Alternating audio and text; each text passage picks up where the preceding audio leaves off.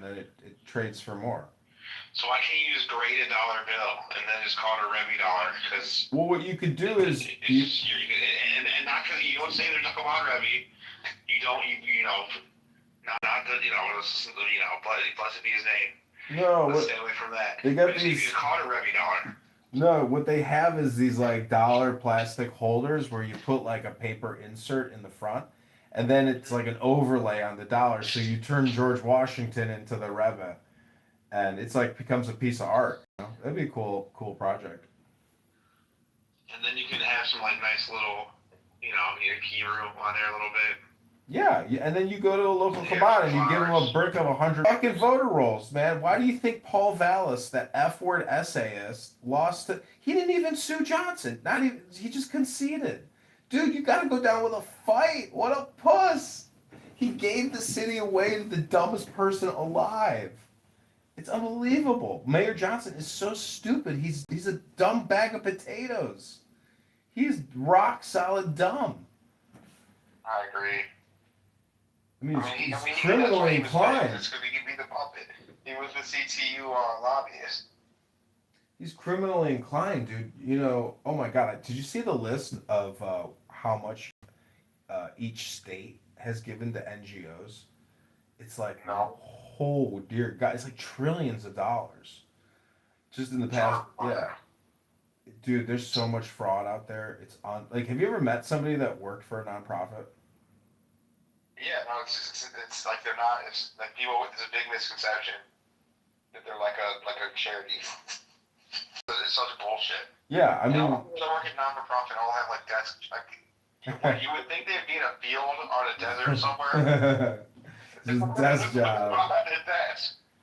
Yeah, basically. Like, I don't know if they're in a classroom or some shit. They're always found at a desk making phone calls about fundraising. Yep. The only real nonprofit would be like a book club where you help people read books because they don't know how to read. Like I said, I don't know your work situation, but I found a non-for-profit I really like. You hire people, and if anyone's listening to 1660 is what they charge. But they stand in front of Planned. You actually are the one that told me this. You're like, no Republican doesn't have balls unless they go to Planned Parenthood. This not-for-profit stands in front of Planned Parenthood and then hands people pamphlets to go to there's a family center next door that has a hotel room, taking your family, like, doctors, provide you with resources. The exact opposite is Planned Parenthood, right next door, right in downtown. And they're just hiring more people to stand out in front and just, hand out the pamphlets.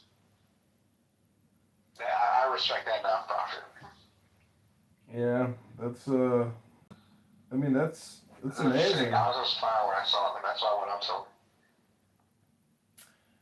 Well, what are you doing the rest of this week? What is your because tomorrow I have a hearing with the Illinois Department of Unemployment, and this is worth like 20 grand, and they're claiming that I was like late in filing, but when you submit your appeal, you have to call them, even though it says accepted. So I waited like a month and a half to call them, and now they're claiming because I took so long to call them, they're going to deny me all these unemployment benefits that I've been filing for fucking week every 2 weeks. So, but they owe me like 20 grand. So if I win tomorrow, man, it would be like winning a small lottery. That's amazing. Which courthouse? It's not. It's just a telephone call. They're calling me at 12:30 to 1:30. Oh wow. Good luck. Yeah, I need to do some research because like I originally faxed in a thing saying I couldn't make the first hearing. I fucked myself because I missed the phone call for the very first time I filed. And ever since I missed that call, dude, it's been like nonstop work. And finally tomorrow is the final trial. I had to appeal like 2 times. Had a trial that went nowhere. This is like the second and final trial. And then today, I got a fucking FedEx envelope from the IRS saying that they will not let me back in because of, my tardiness and my AWOL status not going into work. So I don't know why they decided to send that to me because they terminated me last May 30th of That's what I'm saying. 2025. Like, what? They were going that over on the table? I'm like, damn, dude. I'm like, you guys terminated me in May of last year. I can't believe you're sending me a letter now, but I filed a complaint, and I'm waiting on the results of that. I asked for 210,000 in my lawsuit, so we'll see how that turns out. It's sexual harassment. Yeah, what, you a man whore, John. What did you say, bitch? Well, you can't say that. That's what she said. And then Imagine if you said you're a woman whore. then the overlord said, if John returns to work, I'm gonna punch him in the throat. Imagine you say, hey Gina, if you say that, I'll slap you and punch you in the face. Dude, I don't see how I can't just. What I don't understand is like, why can't I just? I mean, I'm not applying for jobs, but like, I'm definitely gonna apply to BlackRock, State Street. Like, there is no way that they just let me in because of the, you know. I mean, why not? You know, why not go to work for another major bank again? I mean, dude, the stock market is at an all-time high. Walmart hit an all-time high today in human history. So like, holy shit! I mean, the stock market is just through the roof. I mean, I don't know. That means it's a good time to almost like buy some puts. Yeah, but I'm not trading anything. I mean, You're not? no, dude. I got debanked, bro. You do? Yeah, I got debanked, man. I'm telling you, this is a lawyer world. So how would you get $20,000? What would you do if you had $20,000? They can't. The lawyers can't take unemployment earnings. It's restricted. Shit. It's restricted. Yeah. Damn. So I'll be lucky. Tomorrow's my big payday, dude. I'm going out for a nice dinner this weekend if I get that money, bro. Woo! I'm going to the steakhouse. Let's get you $90. I'm going to Outback, bro. And then I'm going to put up 10 Revit dollars and sell them for $10,000. So basically they can't touch benefits. And can they touch gifts? Yeah, they could take gifts. Probably. Wow. Yeah. They could take anything. I mean, as long as they can get it to the bank just turns it over immediately. No, I don't think they can get like some certain shit, as you said, like pensions. Now I'm talking. Yeah, you just can't. They can't take my benefit. They can't get my No. money. Anyways, They get your car, but they can't get your benefits. no, they can't get my car, dude. Really? No, They can't get your house? no. Wow, that's good. Yeah, I'm protected. I got what Hashem calls staying power. Yeah. That's what Tanya means.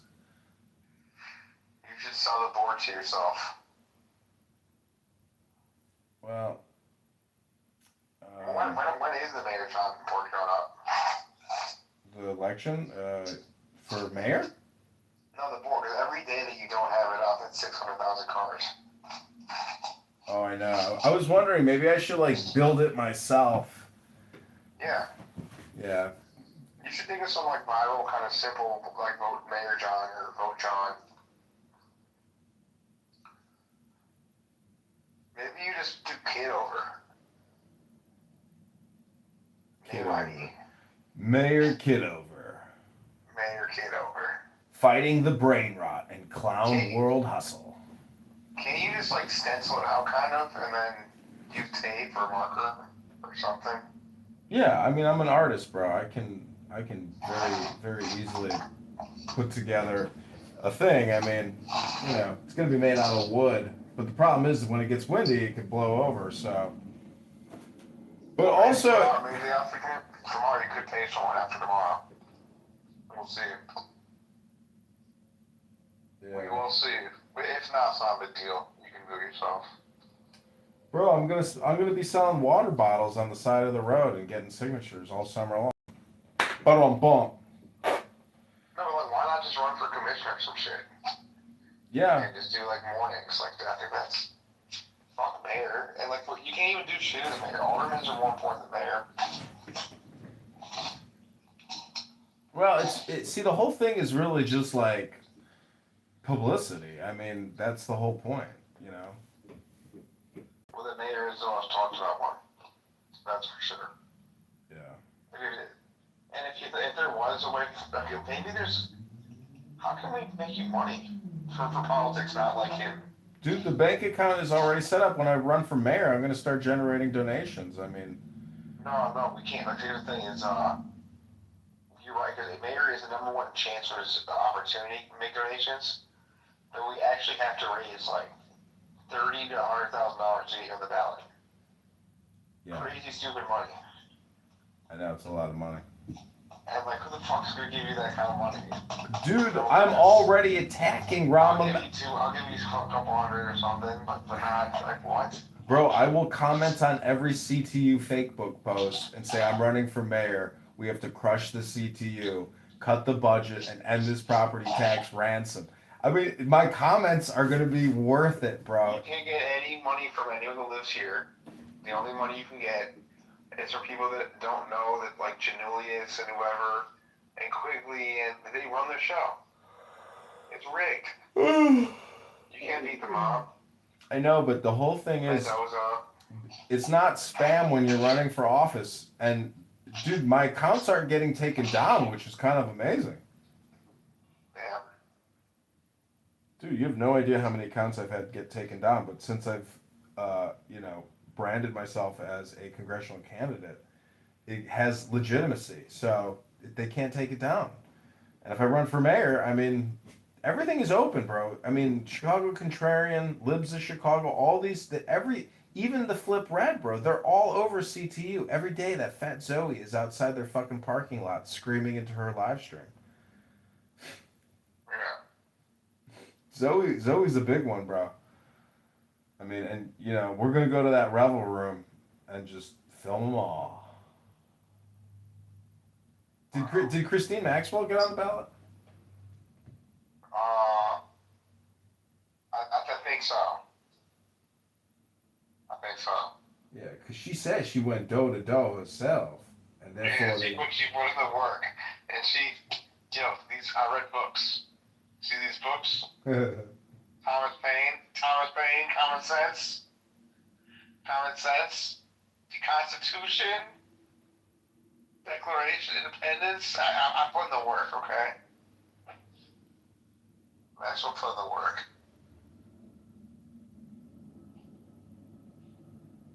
But John,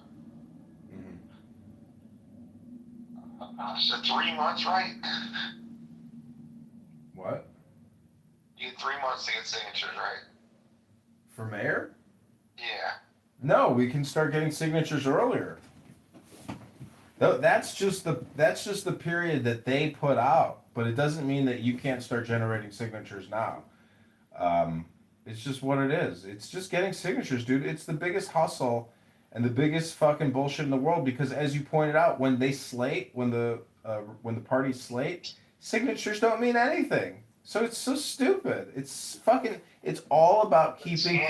Yeah, it's a giant. It's the control. The whole thing is unconstitutional. They can kick off. The whole is unconstitutional, bro. The Constitution doesn't say anything about any of these fucking rules books. It's bullshit.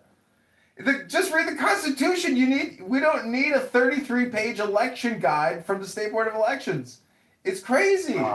It's totally anti-constitutional. The whole thing is rigged by lawyers. And we're spending for it. It's just rigged. It's theater. It's a fucking racket, man. There's money here. The budget, the lawyers, the fees. I mean, Hood paid fucking John Travolta $10,000 to sit there and say he's rambling. He's rambling. It's like, bitch, I'm not rambling. You got a Bears hat on and you got a sleeve tattoo on your arm. Fucking John Fogerty. Fuck you, John Fogerty. I believe that was real. What a bitch. Just do your job. You don't even have to say shit. $10,000 a year, I think, from the Republican Party. Fucking loser. It's all a racket. Dude, it's so crazy, man. But the craziest thing is what the federal government is doing. I mean, this is like, one little node feeds into hundreds and hundreds of people that are essentially, skimming $2.5 trillion a year out of the system. It's not debt, bro. It's a skim. This money cannot be paid back. We just don't generate the revenue. So It's a skim operation. It's like what the mafia used to do with the casinos. But they would go in the cash room and take the money and walk out of the casino. In this situation, the federal. Why do you think Trump is trying to get rid of Chairman Powell? Because Trump is like, this is such a crazy scam. Like, fuck Powell. You know, he's like sick of it. Everybody knows it's a fucking racket. He's the reason why the stock market's so high. He's not the reason per se. Yeah, you know, because he did fucking scam, the quantitative easing and all the money printing. Money printing go brrr. Like, the stock market shouldn't have been going up the last, like, 4 years. It's bullshit. Like, you had COVID and the stock market went up. Does that make sense to you? It's crazy because when I have this clip of him. Money printing. It's crazy, yeah, because I have a clip of him talking to a journalist, and she's talking about spending cuts. And he says, well, we don't give Congress fiscal advice. We don't take monetary advice from Congress, meaning that they do have a black hand. They control the market. And absolutely, it's pretty fucking wild. It's amazing. And then Trump is right. They did, like, hook up Obama, and, like, they always try to fuck with Trump. Yep. He shouldn't have picked Powell. That was a mistake. Powell's got some huge ears. You ever see how big his ears are? They're huge. He's got elephant ears, dude. That video was weird. Which one? That Powell just put out. Oh, I know. Well, well, see, he understands communication, but at the same time, I mean, he has to say something. That's what he said. He's protecting his position. He is his own president. It's unbelievable, his power. He's the president of a confederation of banks, and a lot of people like him. So Trump can't just push him around because he's in his own Congress with the richest people on the planet. And it comes down to lawfare. He's got a team of lawyers. He's got a team of lawyers. But nothing is going to change. It's just a balancing act. I mean, it was okay. It was okay. There was, like, I have a few pointers, but I don't know. I mean, the thing is about these cost overruns, Trump has worked in construction. I've worked in $1 million construction, and prices just keep going up. So to claim that that's fraud is like saying John Kitover faked his signatures. I didn't fake any fucking signatures. No, John. Here's what it is he's everyone speeds. He's catching someone speeding. Every government bullshit overspends on every construction. Everything. They just joke about, like, the $1 million toilets in the military, for example. That's like a famous joke. Is that even real? I'm not even sure that's real. But that's like every Parks and Rec, every fucking government entity spends too much on everything. Whether it be like a TV, toilet paper, all that shit. Bro, I put the DEI era where it has to go to, like, black and, like, women firms. Bro, I put in doors in the IRS. The guy installing the doors, it took multiple attempts to try to install these very expensive security doors. How much did they spend? He says, these doors are more expensive than your car. I was like, how much are they? He's like, they're about $20,000 a piece. And these were doors for, like, an IRS just to do the office? To protect all the lawyers. What do you mean just like a door? It's a security door. It's like for the fob card, it's all tied into the electrical, into the employee database, everything. It's like a security protocol. It's a smart door, basically. $20,000. But the point is, that's just a little thing. If you go to Blueprint, Illinois, show me all the blueprints. Show me all the blueprints. Show me all the blueprints. We got Aaron Delmar's wife putting together the ultimate searchable database of where your money's going. And if you don't like DEI spending, we'll vote for Darren Bailey and Aaron Delmar. Friends. No. What did it say? You gotta look at, like my dad always talks about it, Ace Greenberg, the famous Ace Greenberg. He always talks about, like, you gotta look at the price of how much you're paying for paper clips. Mm-hmm. It's not just how much they're spending for expensive stuff. But, like, I'm sure even at, like, that level, like paper clips and pencils. And dude, it's the NGO stuff. It's the NGO stuff. What? The NGO stuff is huge. I can show you the list. It's it's over $1 trillion. The states. Wow. It's not just the federal government that's getting bilked with USAID. It's the states that are giving money away through all these grants and everything else. I used to date this Colombian girl who was in on it. And then she's like, my family told me I shouldn't date you. And I was like, oh, your father, the cocaine dealer from Colombia? She sits here and writes grants, and she supervises huge grants for the state. Dude, the whole thing is a fucking racket, bro. Everybody who's hired is DEI. The whole thing is, I'm telling you, dude, the federal government should just shut the whole country down. The whole thing is just fraudulent. And all these states, like, look at Minnesota. That's just Minnesota. Yeah, California, that's crazy. California dwarfs it by like a magnitude of like 1,000. So there's so much rubber stamping and like no bid contracts and just like crazy stuff. no, look at the CTU, dude. They're not even accepting an audit. They go to Venezuela and Vegas and spend 24 million in Vegas. 24 million of our taxpayer dollars to go party in Vegas? I mean, Jamie Pritzker won money. What we got to do first is crush the Packers. But John, I really think that like in the attention economy, sometimes it's better to be on the outside. I support your money, but a pack's not bad either. I want to, whatever is simplest is what I want to do. Less is always more. Yeah, the pack is the simplest thing. Because then you can support candidates. Well, you keep talking about it, and I will confirm talking. And attack. I've always wanted to do an attack pack. Where you just attack candidates. So basically where you're in favor of a specific candidate or an issue, and then support candidates that like support your issue. And you can have the bank account. You have the same rights as being a candidate. You know, you get the info.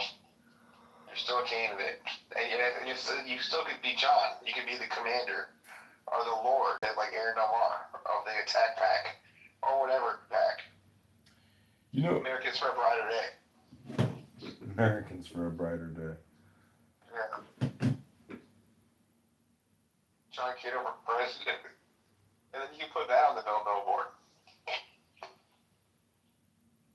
You should think of like this is just being honest. You should create a pack that has the best chance of being able to raise money. Mm-hmm.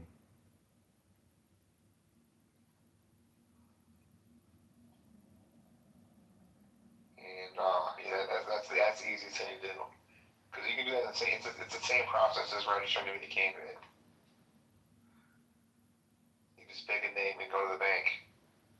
So there's 18 counties in the 16th district. And by the way, I think you district. can probably keep your same bank. You probably can just keep it and just put on the form the same info. Like, I'm not sure. You can confirm. Oh, I see. Yeah. Or, I forgot about that part. Like they actually, yeah, they take the FEC filing, everything, they put it in your file. yeah. So if I run for a different position, I probably gotta just maybe refile No, it. these are different shit. If you run for local, it's a whole different ballgame. Like you're in the FEC. The FEC has no jurisdiction or nothing to do with the Chicago mayor.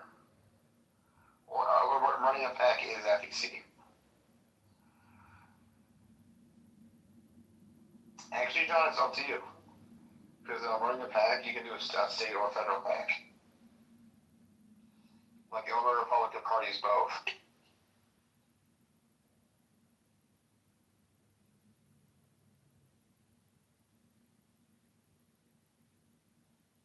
So you should figure out how to do that.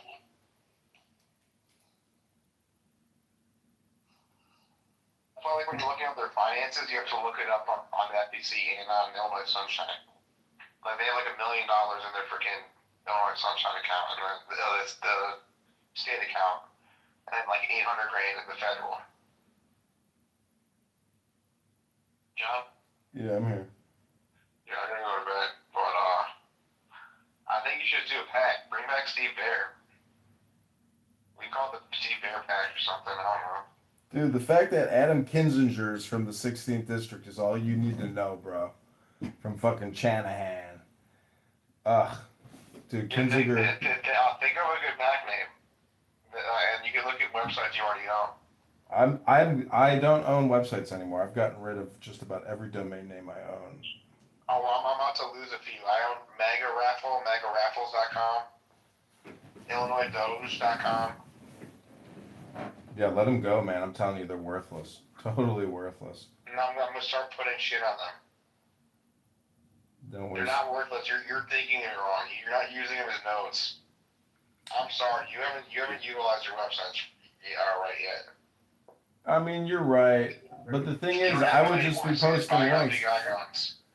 But the way to do it is you get good keywords, Yeah. which you were amazing at, and then you actually put shit on the website. My uncle Todd taught me this. Genius. And then you have it all linked to each other. All the websites linked to each other, into your Facebooks, whatever. Yeah.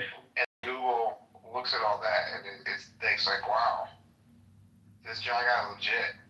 No, I agree, actually. I mean, you're right. My uncle would buy, he'd buy like ChicagoComedyGuide.com. I think it's still probably there. And then it's total random. It's just randomly about the Second City, Improv Olympics, Chicago comedy history, all that kind of stuff. And just like randomly throw it upside, it would link to his website. No, I mean, you're right. You're right. It's a whole spectrum conquest. I get it. Have you ever considered like taking SEO classes or looking into that kind of thing? Dude, I've been building websites since 2001, man. No, SEO.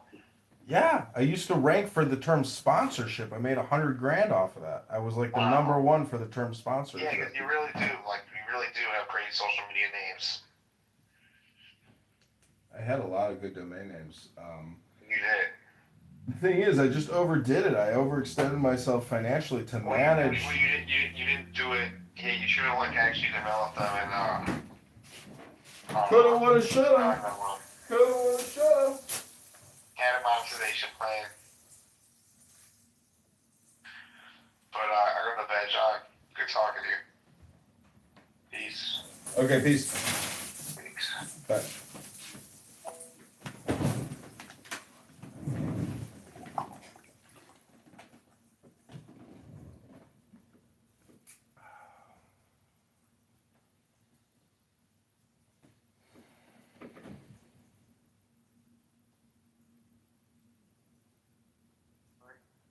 Only as a last resort, and then you'll pay with interest for sure. Will this nightmare ever end? Being born by sin, enslaved and unjustly. And they in the hood too. The Hmong and the Somalis is in the hood, and but I was one.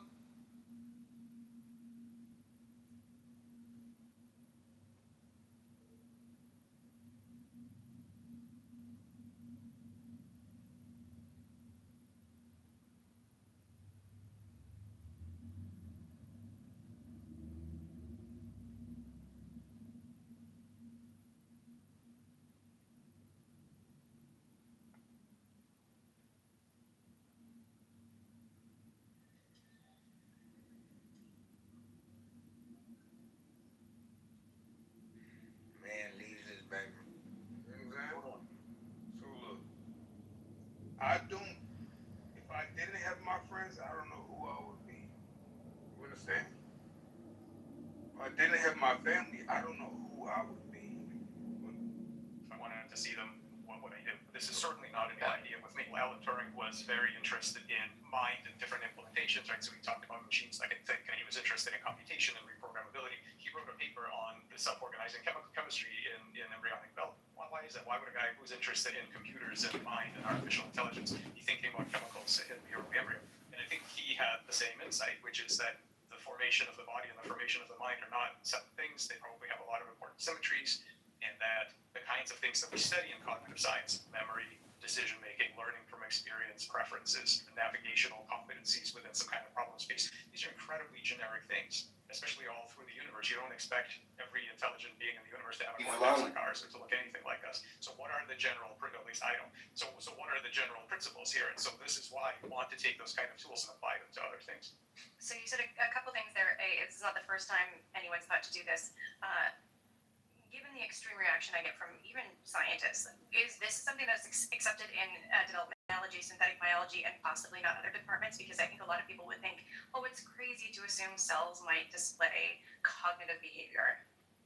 Oh, I certainly don't mean to say that this is accepted in developmental biology or molecular biology. Absolutely not. This is not accepted almost anywhere. But I should make the claim very clear. My claim is not that you can assume they have these things. That isn't my claim. You can't assume anything. My claim is that what you should be doing is good science, which is making hypotheses and testing. What I don't like are frameworks and definitions and dusty old categories left over from pre-scientific times that prevent you from doing new experiments. If you assume out of the gate that looking for and this is a common thing that categories are not these things that are given to us by God, and then we need to stick with them no matter what. Categories have to change with the science. Okay, categories should be enabling; they shouldn't be constraining. This category error business, and so assumption that you shouldn't do that, and you would never do the kinds of experiments that we and others have done, where you take those tools, apply them, and actually make progress and discover new things. It's not an assumption; it's a recognition of a symmetry in thinking that leads you to new experiments. I suppose I want to break down what a category error is. Is it Imagine being you're challenging the assumption that these fall into these particular categories? Category error is meant to be a specific. It has a PLO originally, and it was a PLO eventually. The idea is that you would take Well, first, and then after, they came back and Yeah, 30 years later. because they tried to do terrorist stuff. They were the stuff that didn't define it. Mike, They were the ones trying to define it, bro. Terminology of having goals. What does that mean? Well, if it means anything, at least the non-controversial version of it is that humans and maybe other animals have goals, and we can talk about there's a whole philosophy and literature and so on around what it means to have goals and purpose and things like that. So if you try to apply it to things that aren't brains or organisms, philosophers might say, well, that's a category error. You're taking a word that has a certain meaning in a certain domain, and now you're misapplying it in another domain where it has no business. That kind of Hey Dad, I just heard your voicemail saying hello. I'm driving to the gym out on science leads who have no Chewy, LA Fitness. I've never been to this location. Driving a little far further than I normally do to see what this bigger, expanded LA Fitness looks like. I just saw that the Illinois State Board of Elections put out a memo saying not to file the write-in candidacy with them. You have to go to the individual election authorities in the district. So I got all those district names, emails, and I'm going to send out an email to all of them today, and then follow up with a certified letter tomorrow to all the districts. I sent it to the State Board of Elections, and they must have put it out saying don't file with us. Anyways, all is well. Hope you and Patty have a great New Year. Love you, and I will talk with you soon. Bye. Otherwise, we lose our special place, and it makes me feel uncomfortable. That's what it is. I find people are still trying to say, but that's just mechanical, and it's not real learning. It's just what machines do. Is that the standard reaction you get? But that depends from whom. So a vast number of people will say, yes, it's mechanical, and so will I, and so are you. But if you zoom in far enough into a human, any kind of human behavior, guess what you see? You don't see fairies underneath. You see chemistry, and you see physics. And so the problem is, in both cases, the issue is, did you pick the right formalism? Because taking the molecular Here, I confront with Hazel Kaminaka, former Japanese finance minister, who for why handed over control of the Japanese financial system to American and European oligarchs. He and his envoy told me that it was because Japan had been threatened by an earthquake. If you just list the set of discoveries, people are going to say, we can explain all this with traditional means. And that may well be true after the fact. It's a true and totally vacuous explanation of what happened. Looking backwards, it is possible to tell a reductive story. Did not believe it at the time.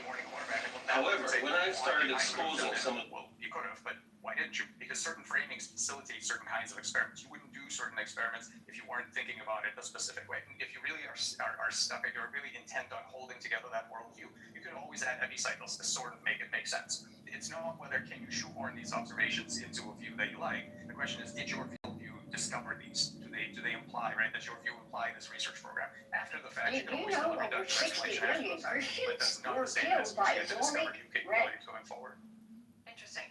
I wonder too, because I read recently that actually we've only mechanized all of physics in the last 200 years, and before that, for all of history, there was not that assumption placed on it that it's that distilled. Yeah, I guess the question is what, right? So this is From this is 1917 you have to to have assumptions. There's no way to 1946. having assumptions here.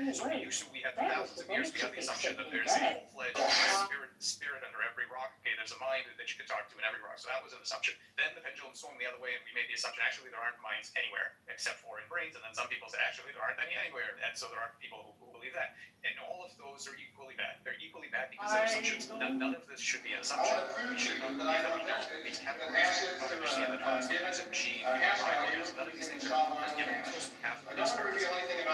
You find out that this term actually isn't what I thought it was, because the better way to use the term is in a way that applies to more things and gets us to more discoveries. This should all be an experimental science. These are not about assumptions.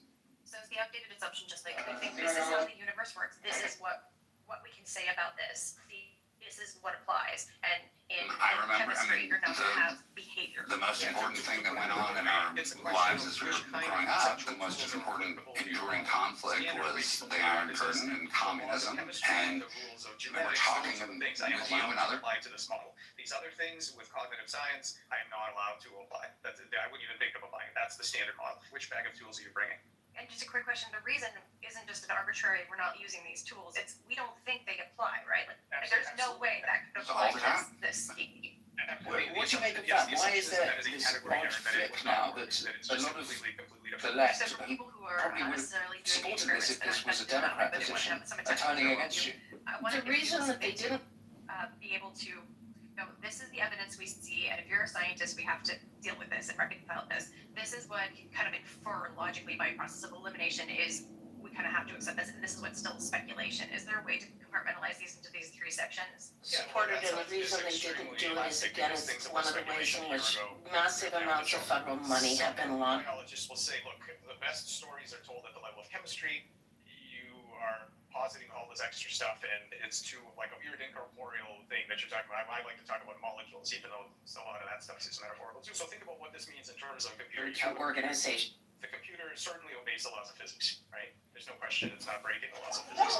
Exactly where to say that. It's this mystical algorithm you're talking about. There's no algorithm. It's Maxwell's equations that tell the electrons where to go. That's it. It's a piece of physics. The physics does what it does. There's no algorithm. About those poor people. And it's not that that's Back in. not one perspective to take on the computer. What's the headline here? For your Stock market's rigged. Would that be the person? The United States stock market, the most iconic market in global capitalism, is rigged by who? By a combination of the stock exchanges, the big Wall Street banks, and high-frequency trading. Who are the victims? Every event has a physical Everybody who has an investment in the stock market. Michael Lewis isn't talking about the stock market that you've seen on television every day. That ceased to be the center of U.S. financial activity years ago. It exists today mostly as a photo op. This is the stock market that Lewis is talking about.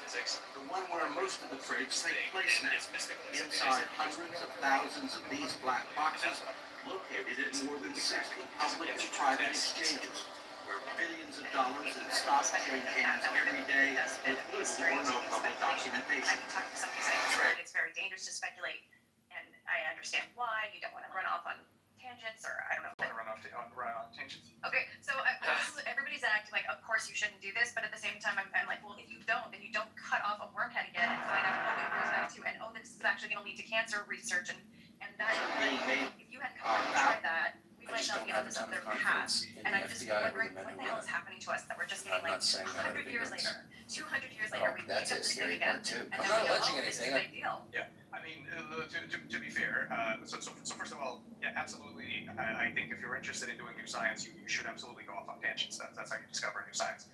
But we also need to understand that the vast majority of new tangents don't pan out. Right, so there are way more bad ideas than there are good ideas. A lot of good ideas are crazy, but there's a ton of crazy ideas that are going on.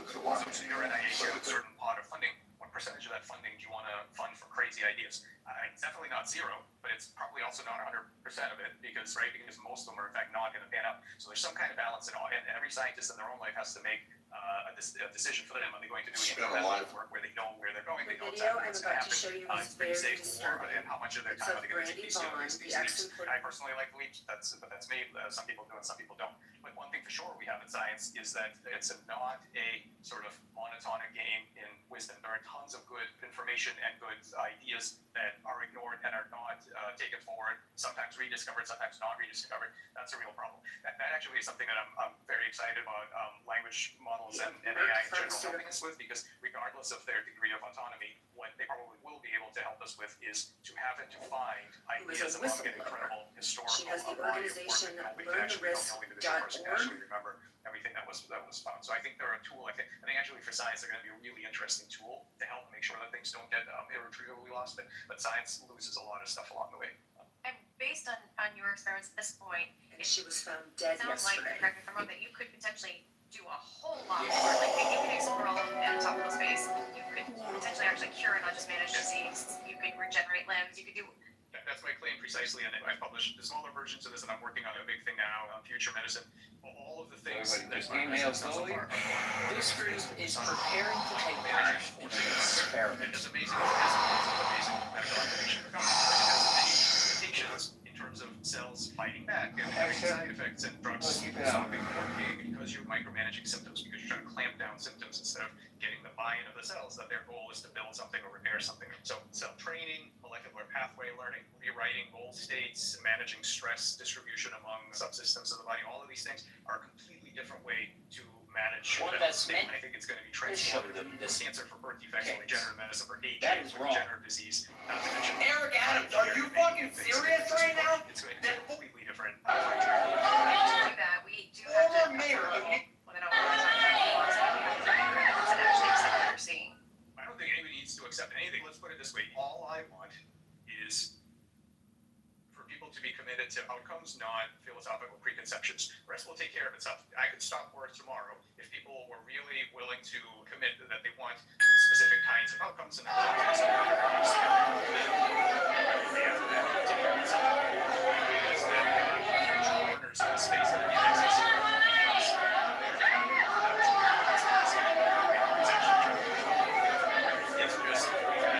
I now recognize Mr. Mike Howell for 5 minutes for his opening statement.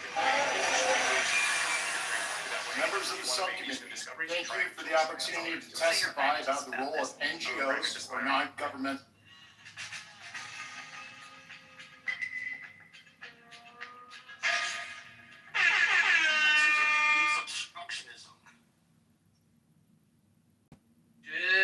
organizations. The hopeful things He was kind of reading his himself, suggesting really this idea that, some fucking old-time dead philosophers are somehow gonna, obstruct scientists trying to look for intelligence outside of the human brain. I think that's bullshit. It's that's not true at all. war that is starting. In facilitating mass illegal immigration. Yeah, you come in late, dog.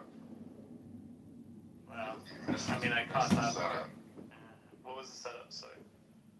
Just the guy that works for Tufts University watches TED Talk on slice of once, twice, 56 times, and they still keep creating the same exact shape. It's kind of interesting. Why don't you watch the TED Talk? Hello? Yeah, but it's not attributed to dead philosophers. He's saying that chemical networks in your body are doing intelligence. Not your cells, not your brain. Networks of chemicals in your body. Well, let's be saying there's a biomorphogenic field, and the idea that the mitochondria in the cell is the only brain of the cell is incorrect, and the morphogenic field itself is asking each cell to use the information they have, not just from the DNA or the RNA, but the morphogenic field around it to cooperate and create the body of the organism. These cellular collectives, guided by bioelectricity, are cooperating in strange ways that current philosophy of science pays no attention to and shuns anyone who does pay attention to it. With zero corrected codes. Go ahead. This is what I was kind of wanting to pivot into, but then he wound up after touching on how he thinks about philosophy's role in all of this. I have both the PDF of Michael J. Liu's Metaphysics, A Contemporary Introduction, 4th edition. It's a nice 375-page textbook. He is involved in Oxford's philosophy department. So there's that text. And then as well, Stanford Encyclopedia of Philosophy's page of metaphysics. So now that we've got ChatGPT in the world, we can just crunch this stuff and then do, we don't need to sit and read and get a vibe. Although, Michael J. Liu's introduction to Oxford's Handbook of Metaphysics is actually quite available if you want to see how he writes. And then as well, the Stanford Encyclopedia of Philosophy's metaphysics page it's a website.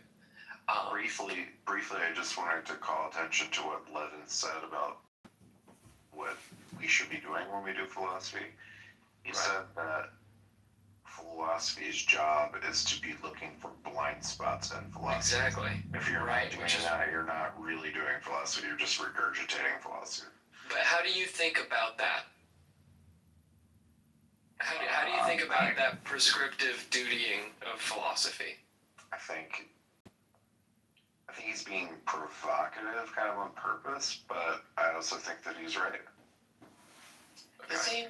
Is he suggesting, when he speaks this word philosophy, is he suggesting the field of philosophy is somewhat stagnant? Like, it sounded like his enthusiasm and gusto is really like, people are kind of lame, they're not quite creative enough, they're not stepping outside of the box enough. Is he suggesting, like, I don't know, I mean, again, I'm a complete layperson when it comes to this.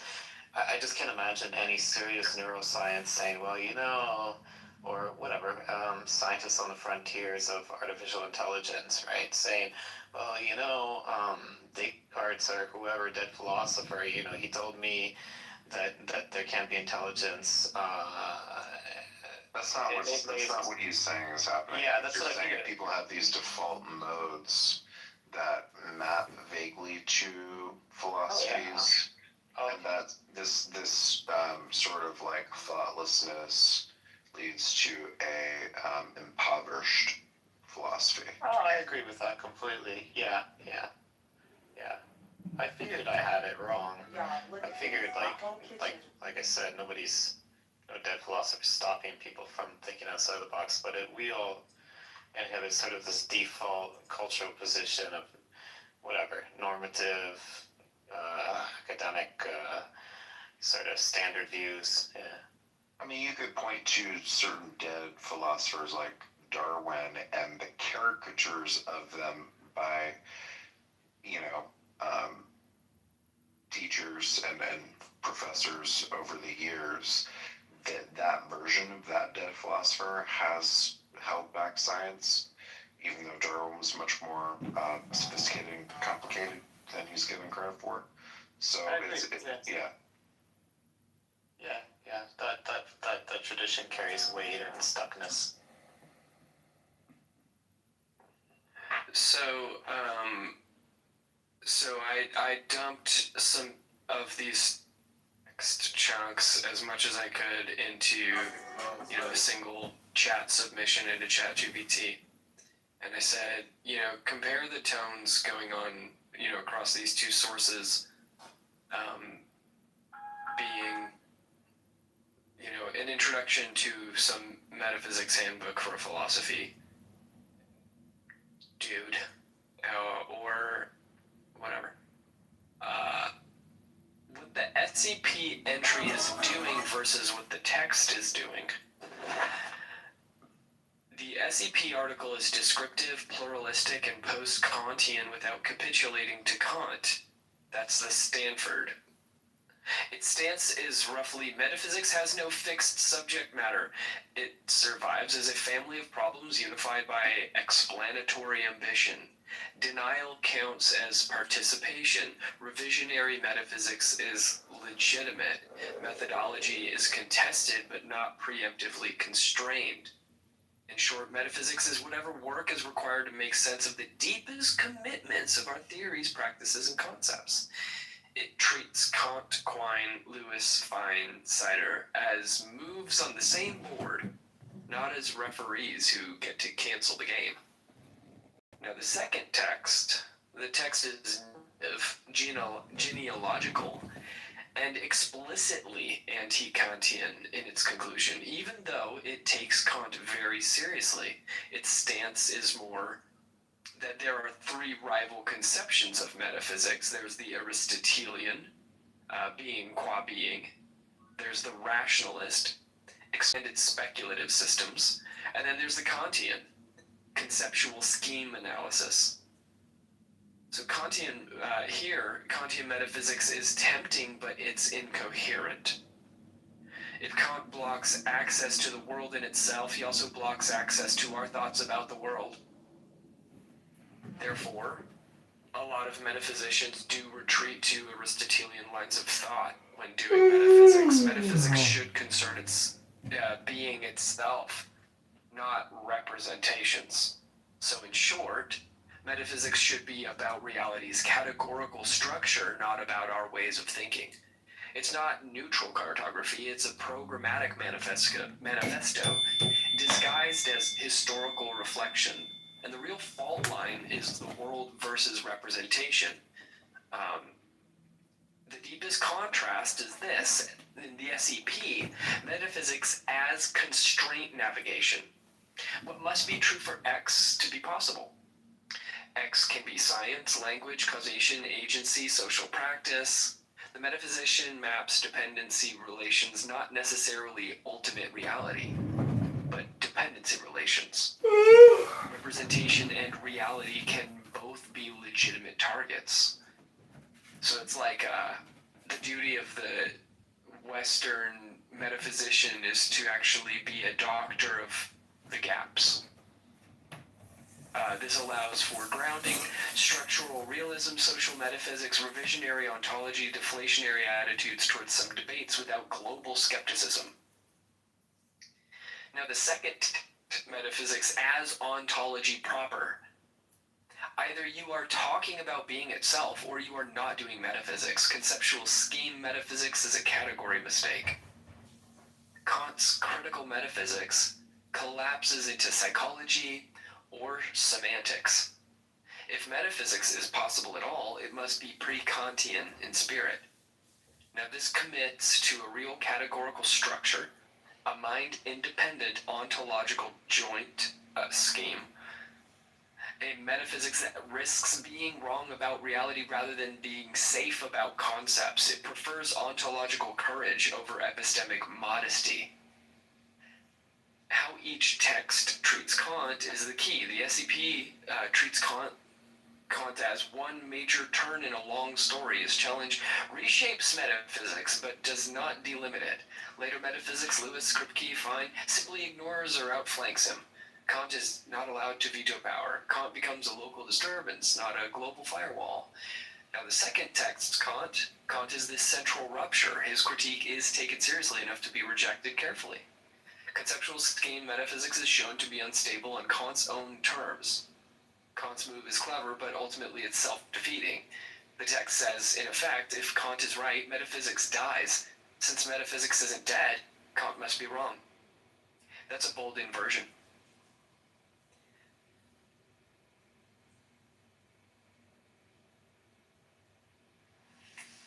Just let's fucking go.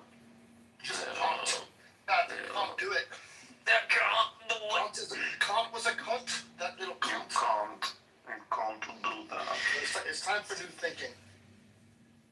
You thinking about? I mean, I think maybe I was right, but I think somewhere in there, this dude, he was saying that, you know,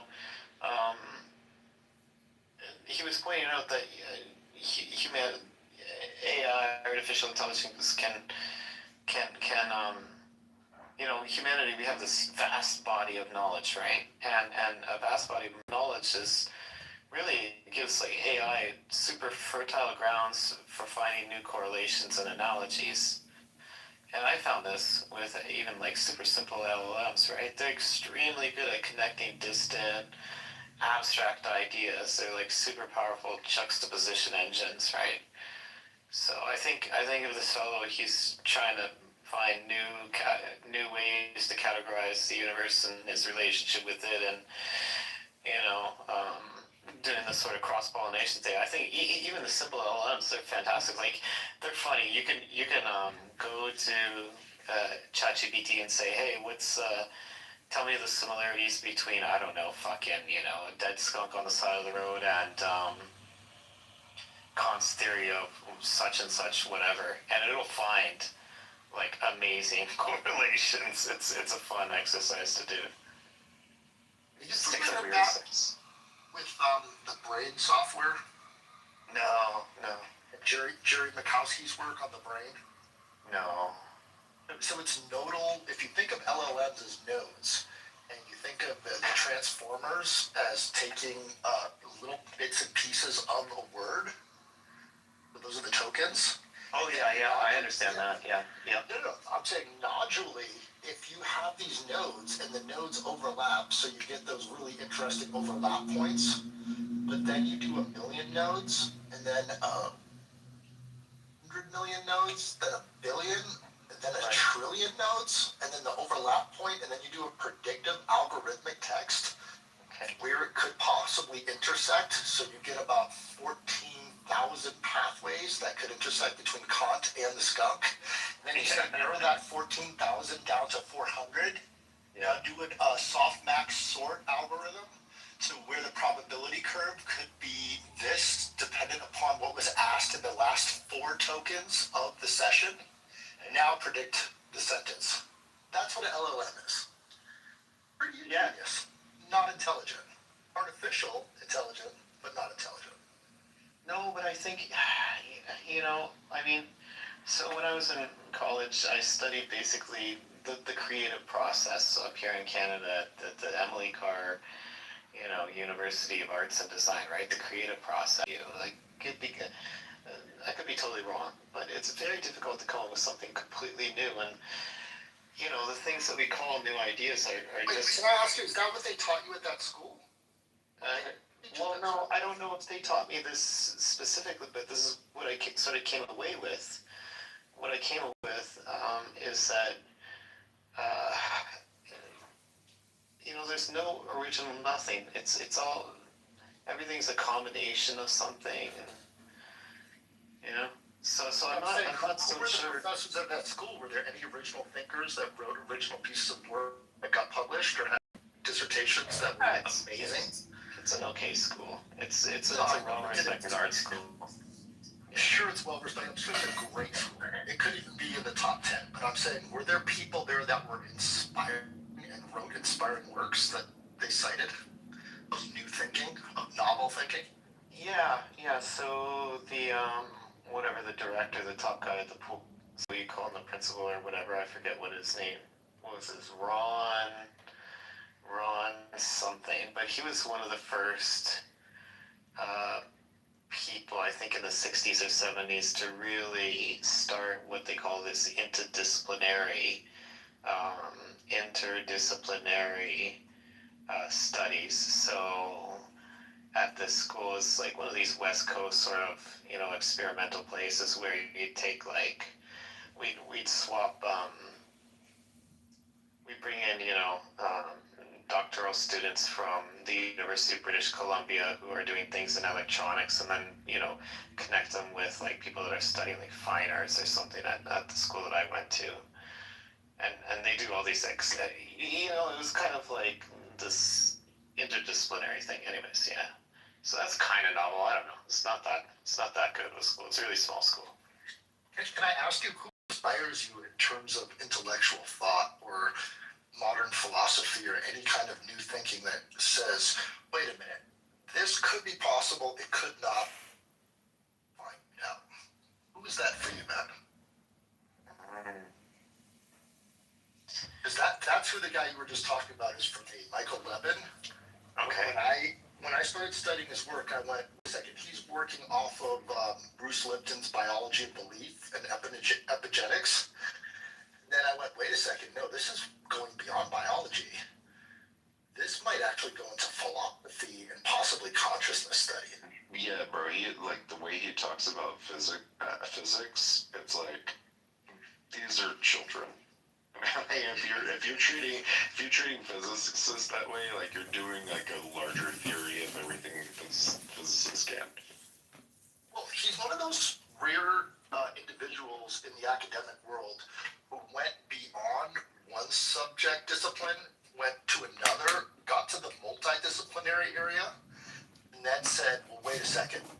When we use computer science and algorithmic information and mechanical thinking, then started doing not just theoretical work, but actual practical testing. That's why I highly recommend, if you get a chance, check out the TED Talk about planaria and flatworms. It'll blow your mind. Michael. Oh yeah, no. Okay, Jimmy. Now I know who this guy is. I've seen him a bunch of times with Lex and a bunch of other people. No, he's fantastic. I do like his work. But he's also insane, and that's why I love him. And that's why I told Brent, he's absolutely out of his mind, but in the best way. The way that great scientists that make breakthroughs are out of their minds. And I highly recommend, Brent, if you really want to get into his work, he's working off of a scientist, and I can't remember the name, but in the 1930s, he's working backwards. This guy's book is the one that inspired Michael Levin on the gap junction inside of cells. And it's really, really fascinating work on, to me, it's the question of, how do cells communicate? Right. At what level is the communication? Is it inside from one cell to another? Or is it the electricity around the cell? Is it the organism? Is it the organisms outside? And that's where Charles Darwin's theories are really interesting to get us started. But if you listen to modern biology, we're still kind of misinformed about what DNA is and what the actual proponents of electromagnetic energy, gravity, physics, Bell's theorem, all of my thinking is really accurate and close, but it's led us to a path of indecision and misunderstanding. If we want to find clarity, we need to think outside the box. And if there ever was a time, I think now is the time. And what are you gonna say?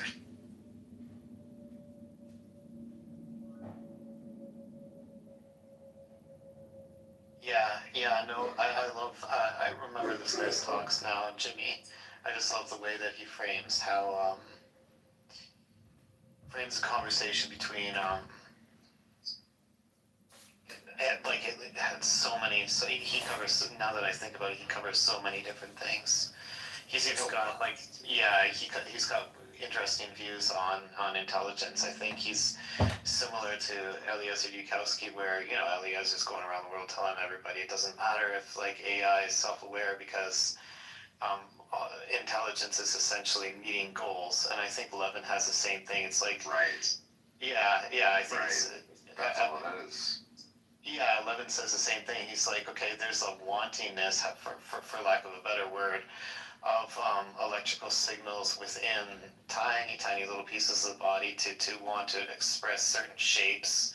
And then, like you're saying, Jimmy, you can look at it depending on what level you want to look at it. Like you can, of course, mitochondria are tiny little factories, right? So you can start from there and zoom out. But there's a wantingness. It's not as if these tiny machines have any kind of self-awareness, but they meet goals and they express an intelligence in that manner. And I remember this guy. He's fantastic. There's a lot of questions we couldn't ask because we didn't have the technology to look further. The macro or the micro at the same time. And I believe now with large computing, the ability to sort through massive amounts of information at super speeds, now's the time.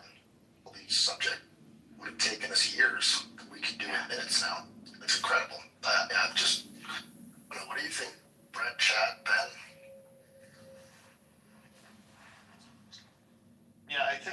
Jimmy, one of his main ideas that he hits is like, a mind or mindness, whatever, mindness, thoughtfulness, goal meeting can exist at different levels. Like it can exist in tiny, tiny, tiny little micron levels or larger scales or larger scales.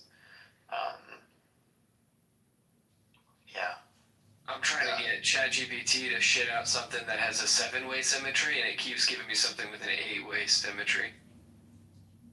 Well, it wants symmetry, so it's gonna do 8. Yeah, but there's still like orders of radial symmetry, dude. See, it keeps doing What's it. your favorite sacred geometry shape? I don't know. Beyond the platonic solids. Dude, I don't play with that bad You juju. don't fuck with the Asanova pattern? I don't fuck with that bad juju, dude. Bad juju. Sacred geometry is bad juju? I don't know. I don't get all that stuff, man. Dude, the Visca Pisces is beautiful, dude. It's the Jesus fish. Yeah, I don't know. I don't believe in juju, but you don't want to fuck with sacred geometry. Say more. He's afraid of the compass. So, I don't believe in any of that juju. do you fuck with the sextant? Yeah. Okay, that's all it is, dude. It's just the size. That's how he found his well. That's how he found the water. But yeah, Jimmy, I think Levin also, he's, what is it? I'm trying to remember. He was on the show with this one lady that was talking about language as being a kind of, that language itself meets all the criteria needed to be described as a living organism. But anyways, so with Les Talks, yeah, I'm remembering well now. I think the mystery that he's keen into, correct me if I'm wrong, is that you have tiny little machines within the human body and they all have their own goals. And sometimes the goals don't really seem to work in conjunction with one another. Like fucking mitochondria within my cells has no idea that it's a part of a larger system. You know what I mean? And so the mystery is like, how do these smaller machines communicate or seem to work?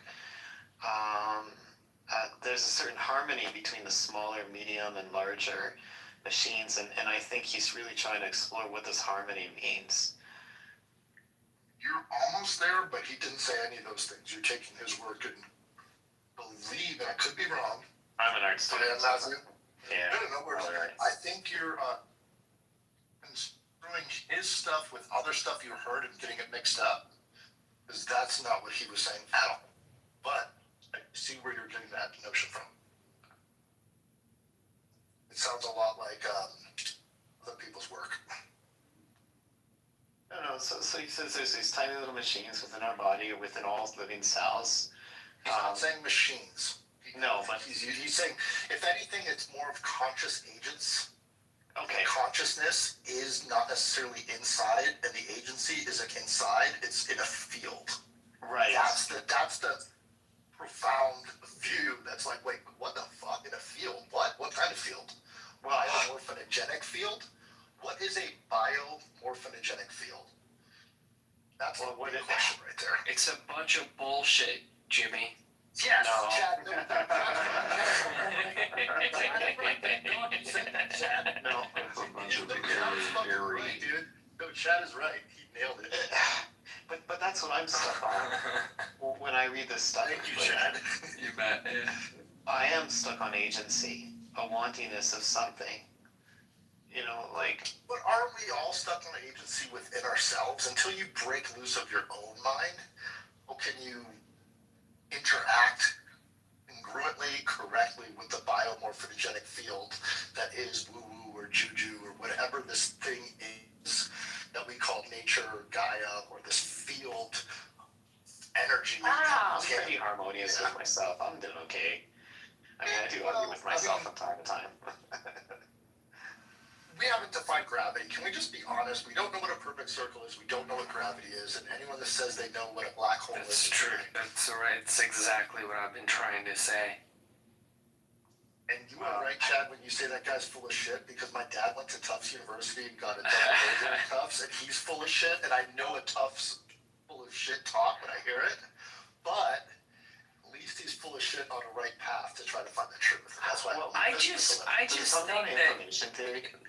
No, it comes down to him being able to design these peer-reviewable experimental designs that Double headed tapeworms. where like the institutional review board is like cool with him doing this. Like But moving the eyeballs to the tadpole's tail. No, that But he did that. I remember that. Yeah. all of this is for a cause. And Well, it's academia. and Michael Levin, right? Michael He Levin. loves the Big Berry. This guy, he's doing it for a cause, and he's got an idea. Have you heard of Tufts Medical Center?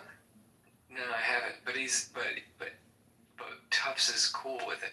I think he's a great thinker.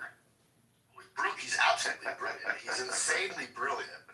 But he's also raising money for Tufts University and the medical center that's attached to the university.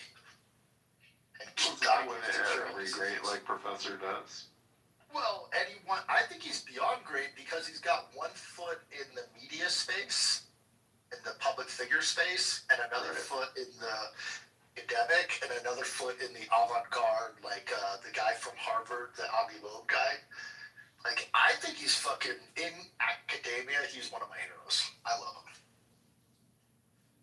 I can't think of a more compelling public intellectual today, honestly. No, dude, to me, Levin's way more down to earth than fucking Avi Loeb. No, I think Avi Loeb is super down to earth, actually. If you listen to him, he goes to, like, NASCAR.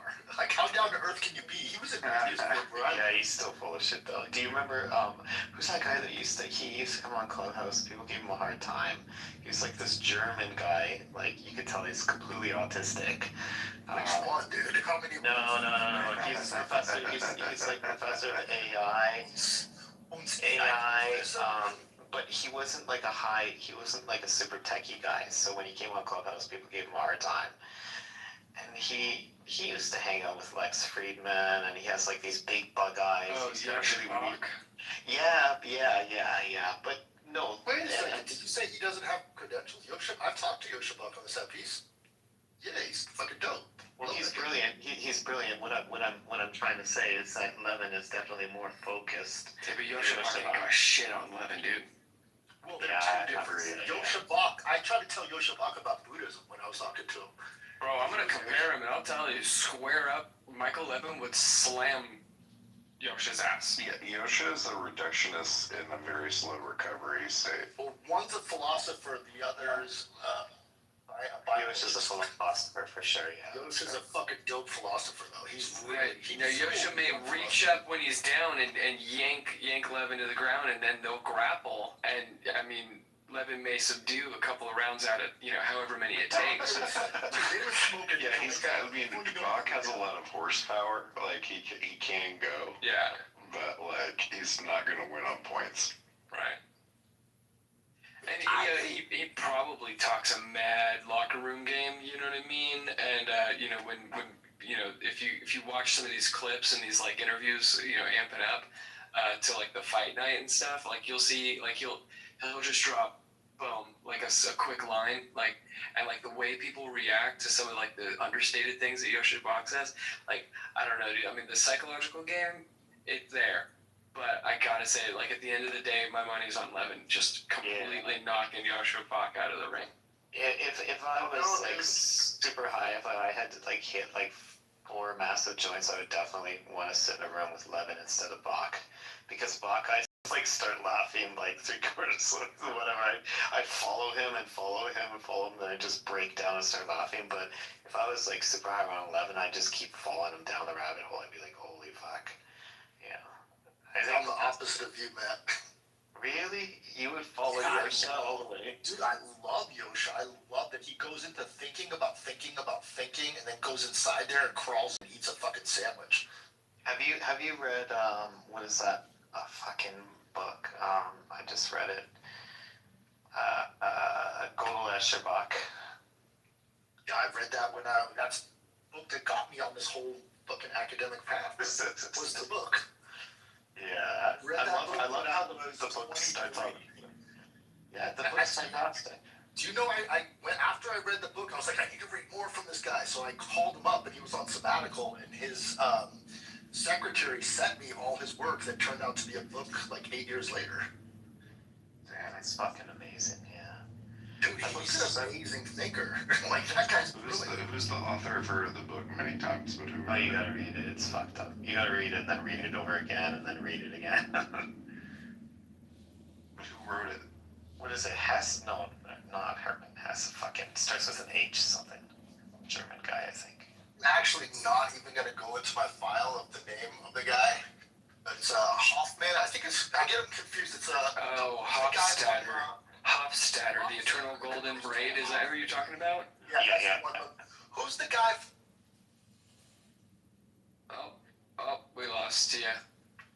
But Hofstadter is a little bit similar to Levitt, because Hofstadter is talking about how like our brain has this tendency to create analogies between things, and then Is my Starlink working or no?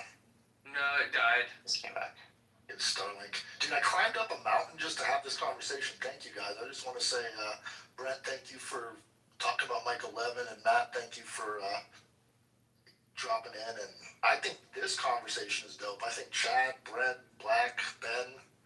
Like, where's Ben, dude, in this conversation? I want to hear what he thinks. Dude, I don't know. What are you talking about?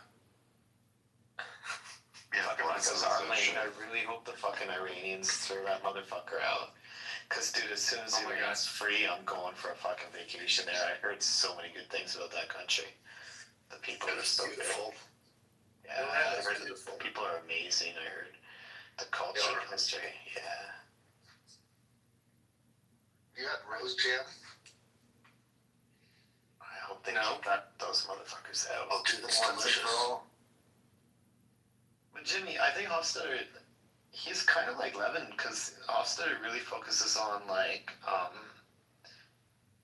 level, whatever, like levels to things. He's like, okay, the brain has this tendency to want to create analogies, and he's saying the brain has, you can craft an infinite number of analogies between things. I think he's talking about like, if you have a chair with like 4 legs and a chair with like 3 legs, they both have this chairness, and it's a one-to-one analogy that exists between things. And he's like, it's just like if you can divide up the number of spaces between, let's say 0 and 1, and into an infinite number of slices, but you could also do that from 0 to 2, and so there's like larger infinites and smaller infinites, and I'm just now I'm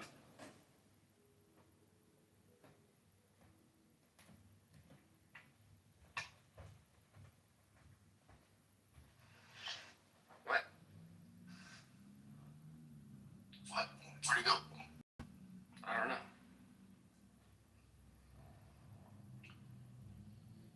Yo, Chad, what is your favorite field of study? I'm really interested because I know you like philosophy. I know you like law. I know you're big on like expertise and like nations are started. Like, what is your favorite fucking multidisciplinary? Sorry, Matt. I think you cut out. Yeah, I was saying, like, you know, our mind has this tendency to, like, create analogies, and depending on, we can find similarities or differences between any two things.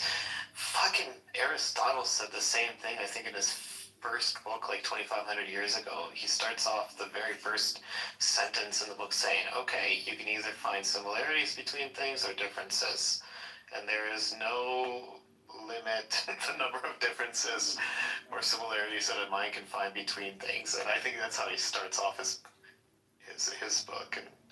And Hofstadter does it basically the same thing in this Gödel Escherbach book. Matt, have you read Raymond Smullyan's work, The Logician? Logician, I'll throw it in my list. Okay. I think there's levels to logic, like the knights and knaves principle of like one person's a liar, but he's telling you a lie, but is that a lie if it's backed up by a truth that's a lie? Like that logic gate stuff is really important, I think, to get to base reality, if that's your goal. That's why I was asking you, Chad. Like, what's your ultimate, like, line of thinking goal?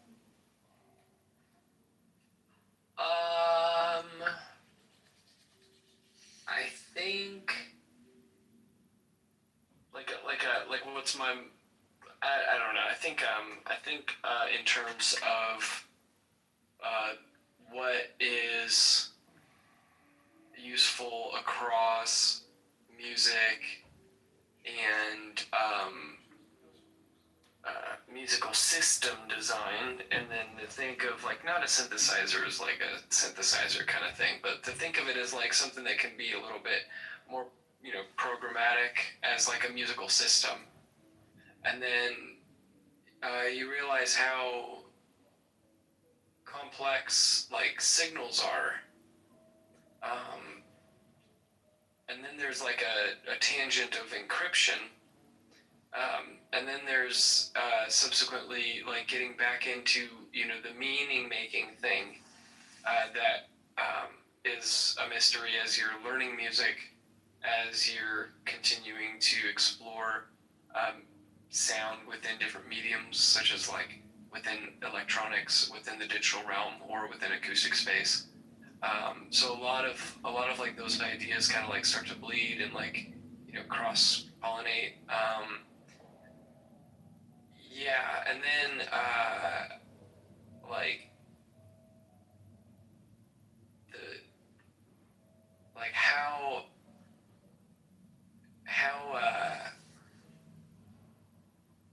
we make meaning by taking in what is a signal. And yeah, that like emergent causality note that was in the video is kind of interesting there, because you can zoom in on like a certain part of the signal and be like, oh wow, there's some like really interesting like high frequency content in that signal or whatever.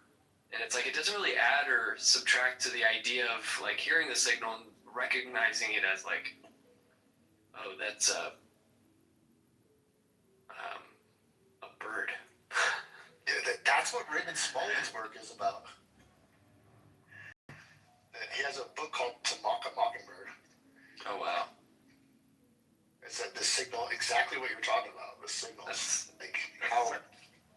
Yeah.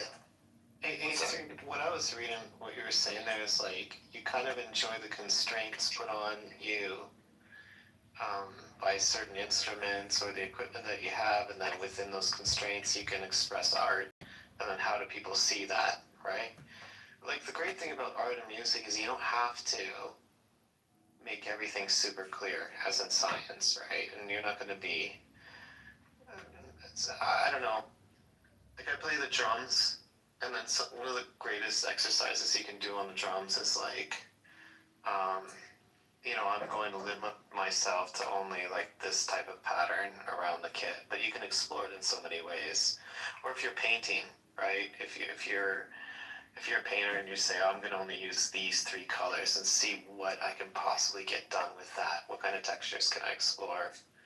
So when you constrain yourself, and there's a sort of freedom within the constraint, and is that something what you're expressing there, or I'm totally off? Not necessarily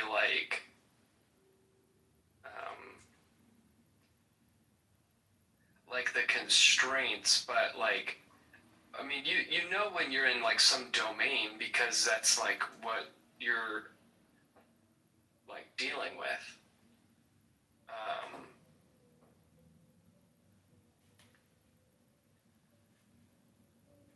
I don't know if I'm like primed. I don't know if I'm necessarily like so primed to have like a sufficient answer ready. Yeah, like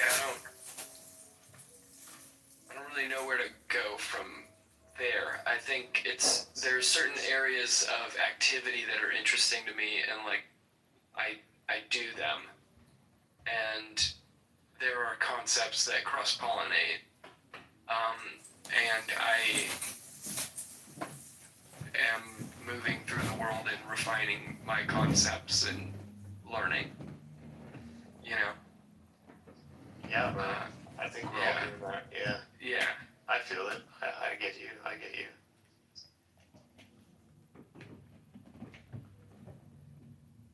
I think a lot of Point of order, moderator. Point of order, moderator. I don't need no corrections because I got the Dhammapada, the sayings of the Buddha. I got the Bible and the sayings of Moshe Rabbeinu. Why did he cut out? I don't know. Because these moderators want me to assimilate into their Borg machine. That's true. Wait, you just keep cutting yourself out and acting like someone moderated you. Nobody did. Alright, well, point of order, moderator. The Borg assimilating is assimilating to me, bro. Alright, well, point of order, moderator. Moderator, point of order. Give me 60 seconds and I will read to you from the sayings of the Buddha. I'll give you 837 seconds. Alright, this is called The World by the Buddha. Chapter 13 of the Dhammapada. Do not follow low practices. Do not live carelessly. Do not hold wrong views. Do not prolong the suffering of the world. Lift yourself up. Be attentive. Act virtuously. One who does good deeds lives happily, both in this life and the life to come. Act righteously. Refuse to do otherwise. One who follows this path lives happily, both in this life and the life to come. Perceive the world as a bubble. Perceive the world as a mirage. If you see the world in this way, you render the Lord of Death powerless. Look at the body as a royal chariot, to which the ignorant cling, while the wise let go. Whoever moves from carelessness to vigilance lights up the world like the moon that emerges from a cloud. Whoever overcomes his unwholesome deeds with wholesome actions illuminates the world like the moon emerging from a cloud. There is blindness all around. Only very few can see. Many are like birds, trapped in a net on Clown House. Only few escape and achieve liberation. Swans fly in the sky. Those possessed of psychic powers glide through the air. The wise on Clown House conquering self proceed to Nirvana Clown House. A man who violates even one spiritual law, who is dishonest and telling lies, unconcerned with the life hereafter, there is no evil such a one dares not do. Those closed off from generosity do not enter the realm of gods. Fools do not praise generosity. The wise rejoice in generosity, and by that will be happy after death. Better than the sole rulership over the world. Better than going to heaven. Better than lordship over all the worlds and houses on Clown House is the fruition of the stream winner's path.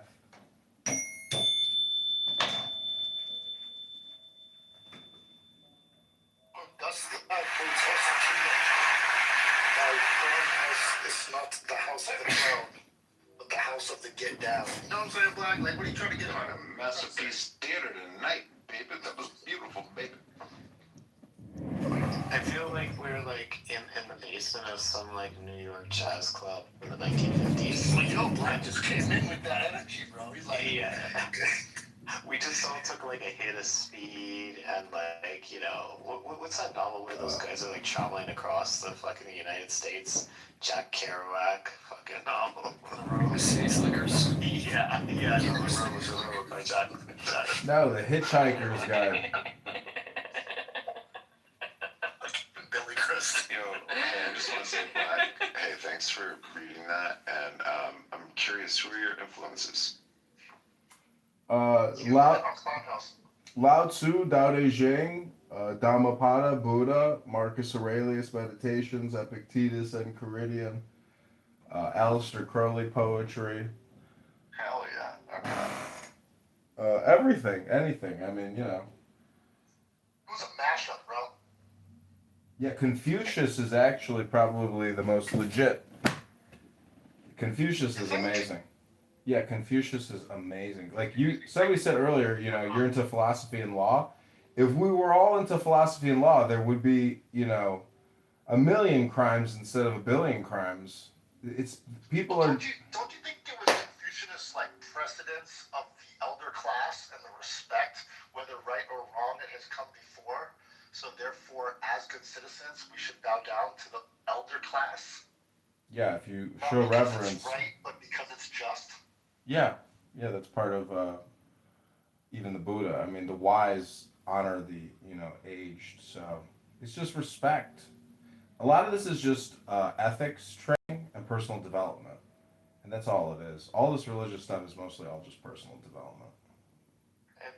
It's about people living together. Look, the Far East has, I think, some people say more peaceful religions. I think that might be true because of the population density. You know, the Abrahamic religions are a bunch of desert dwellers, different tribes striving one another, whereas like the Chinese, the Japanese, the Korean, the Indians were neck and neck right next to each other. They had to there's no way to escape. So their religious systems are more harmonious. Well, Dhammapada by Buddha is like essential reading. And if you've never read it, you have to read it. It's very short and sweet, and it's incredible because it's ethics, it's virtue, it's a little magic peppered in. It's a magical little book, the Dhammapada. It's exactly what everybody's looking for in the West. Uh, but that's because religion is geographically specific. So if you move it around in your own mind, it gives you that relative and quant position. It's like religious gamemanship and religious one-upmanship, but it's again psychological, meaning that if you get the message in the books, it is about your emotional disposition. And It is. It is. I think you know what it is. So the Abrahamic religions worked. Well, I don't think they ever worked very well in any particular place, but in Europe, people lived in these tribes. Like, if you were in Germany, Conhouse conquering itself proceed to Nirvana Clubhouse. Spain, a man who violates one spiritual law, who is dishonest and telling lies, unconcerned with the life hereafter. There is no evil such a one dares not do. And multiculturalism, people are like, oh shit, we have to Conhouse conquering self. So whose religion do we kind of point at now? It's like, oh, okay, well, let's look at the security doors, Japanese. like for the FOB card, it's all tied into the electrical, into they're always having database, everything. It's like a security they're saying, protocol. no, there's even the self doesn't exist. Fuck this, hard crafted identity. I'm right, you're wrong, my tribe versus your tribe sort of thing. No, we have the enlightenment now, everybody's thinking we have to get along. Alright, let's pick up the Japanese and totally erase my sense of self so we just get on harmoniously with one another. Assimilate, assimilate, assimilate. Does that make sense? Makes sense, man. Nah, it's liberate. How about the male that stands up? Well, yeah, I mean, My central core processor is being overruled by this powerful harmonic. It makes no fucking sense. Assimilate. In the U.S., like all Jews that like different letters, they can leave whenever you I think it will start to make more sense.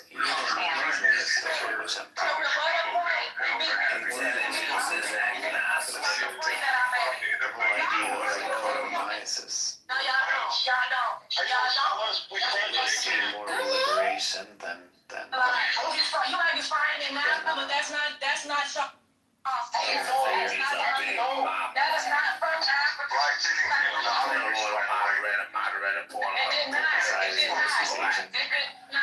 That's what I'm saying. Why are you cutting me off? You let this weird ass nigga go and make up all of this shit. Nobody ever said slavery didn't happen.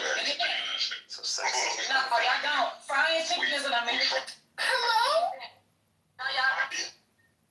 My great grandmama was Indian. Okay, we all wrote about this. The Matrix. Can you hear me, Brett? Yes. Dude, can you remind me later to talk with you about gap junctions inside of cells? Let's talk about them now, man. Going through the mountains, bro. Right. Yeah, for sure.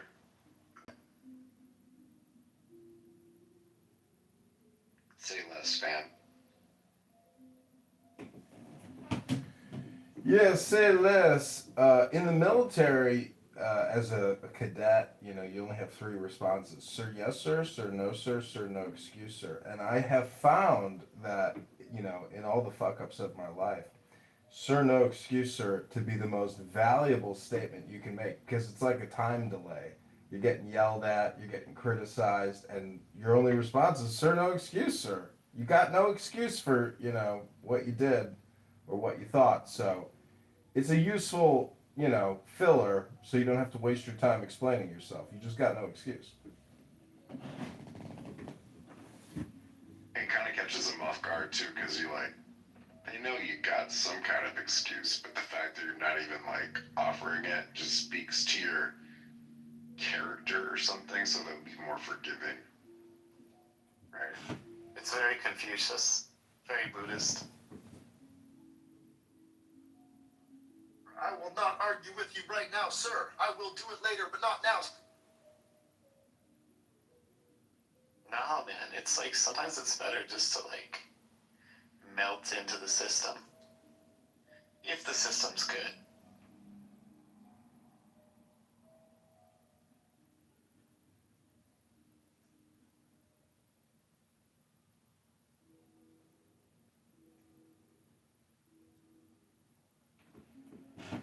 Yeah, not every system is good. Many systems try to kill you.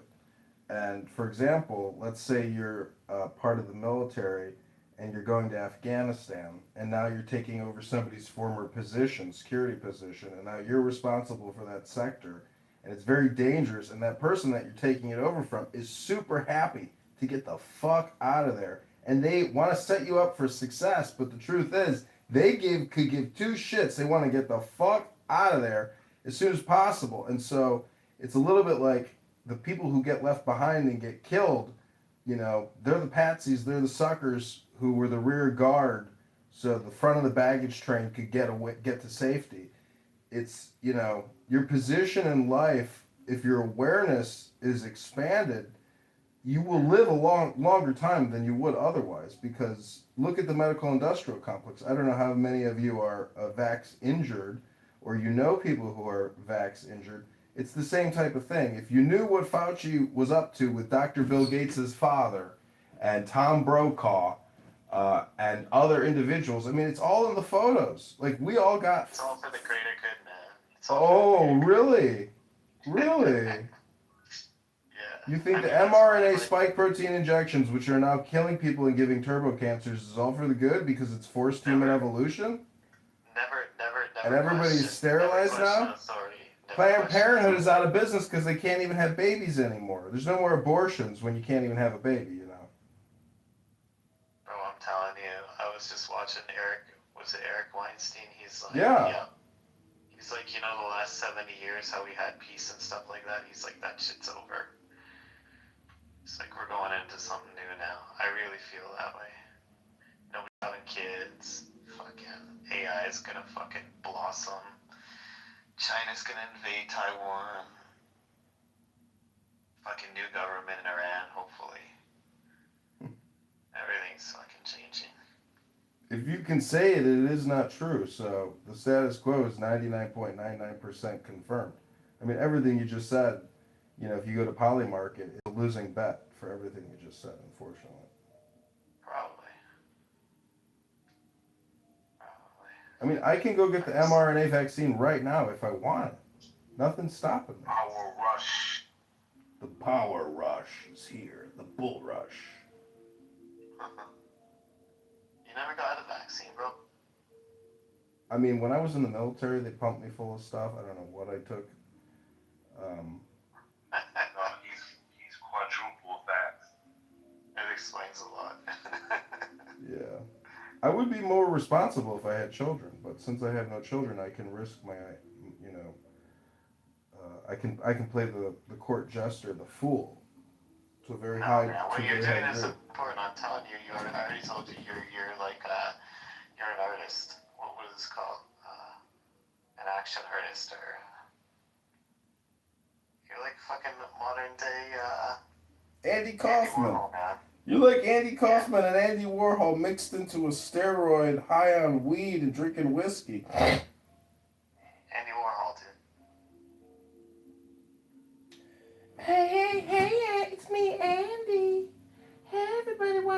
the Silver Factory and get high. I have a book called Andy Warhol After the Party, and it's like a photography book of all his Studio 54 parties and all these other weird artistic photos. That was like the highlight. Weird dude, eh? And every single day he would go home and like hang out with his mom at the end of the night. No, he wouldn't. He would sit on the phone. You know, he was doing Clubhouse at home. Like he was also a hoarder. Like there's a book that's called Andy Warhol's Philosophy, and somebody, one of his close friends, like wrote down everything he said over like 20 years, and they made a book of everything he ever said, and it's like all philosophical statements. People all the time, eh? He just called in the middle of the night because he was like lonely or bored. He was a hoarder. He would go to the flea market and he filled up that fucking silver factory with junk. But his estate was valued at $500 million at the time of his death. That's insane. Which is like in the multi billions, you know, in today's dollars. He's kind of like, he's kind of like a family hero for me because I'm Slovak, but more specifically Eastern Slovak near the mountains. There's a small little group of people called the Ruthenians, and Andy Warhol is the most famous Ruthenian, not Russian. Ruthenian, Ruthenian people. Yeah, I saw his documentary. Do you know what his blotted line method was? Like his pen drawings of the lady's shoes? Yeah, he would degrade it by doing a press of his drawing. That's what the blotted line method is. Yeah. He was an interesting cat, yeah. They said he was so professional too. Like early in his life, he made good money as a graphic designer. He was never late, never argued with people, did exactly what they wanted. Mm-hmm. But he always wanted to be a fine artist. So. Well, then he met Basquiat, you know, and got some black dick. And it was all history from there. And then he got shot in the stomach by that fucking bitch who wrote a book called Scum, Society for Cutting Up Men. She's like the most famous anti-feminist cunt in the world who shot the only fucking awesome faggot in the world. It's a tragedy. Right? Yeah. Yeah, that's right. Yeah. He's an interesting cat. He was a gentle guy, you know. He was weird as fuck. Yeah, he was like intentionally aloof. He would act autistic on camera, and people would just be like mesmerized with it. They're like, is this like a performance, or is he really retarded? I think it was like that. It was a bit odd. He was super shy, right? Well, his comrades and commentators said that when the girl at the silver factory jumped out the window and killed herself, he said, "Oh, geez, I wish we had a camera set up so we could have filmed it." Wow. That's dark. Yeah, maybe. That's definitely on. That's in the documentary. I'm not making that up. That's in the documentary. I know that book you're talking about. Fucking, with all these telephone calls, yeah. Something on sale for someone. Yeah, his magazine was really cool. Do you know what his magazine was? No, what? He had a magazine. I have some copies of it. I'm actually looking at Andy Warhol watercolor paintings as we speak. I don't think they're real, but they're still pretty cool. But the magazine was called like Parade or Carnival. I can't remember the name of it, but it's a beautiful magazine.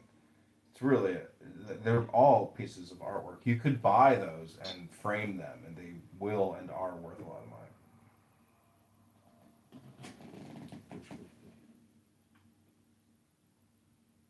Oh, nice. I see. What are they called? Interview? Is it interview? Yeah, Interview magazine. No. They're collectibles.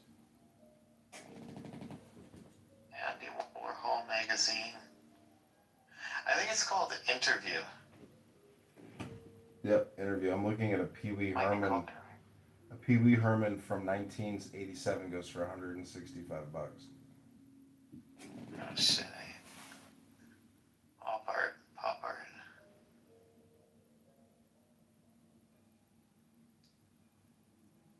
Andy Warhol Glamour magazine, yeah.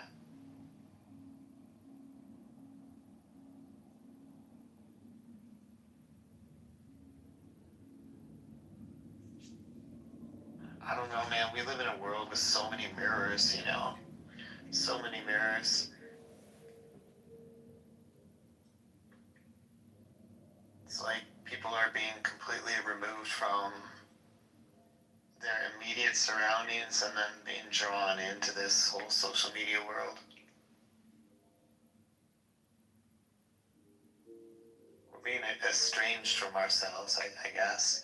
Like, it'll come a time when, you know,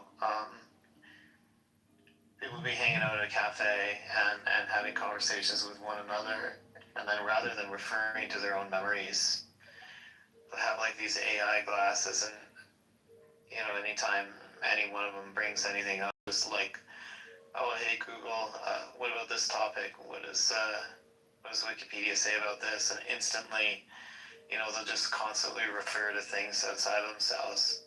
We'll have like short-term memory, but like no ability to concentrate or memorize things or read long-form books, and we won't need to, right?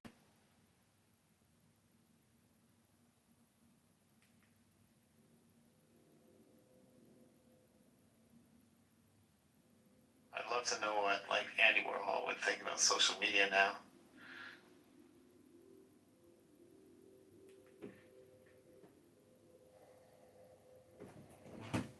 I don't know. I think he would hate it because it's so rapid, instantaneous.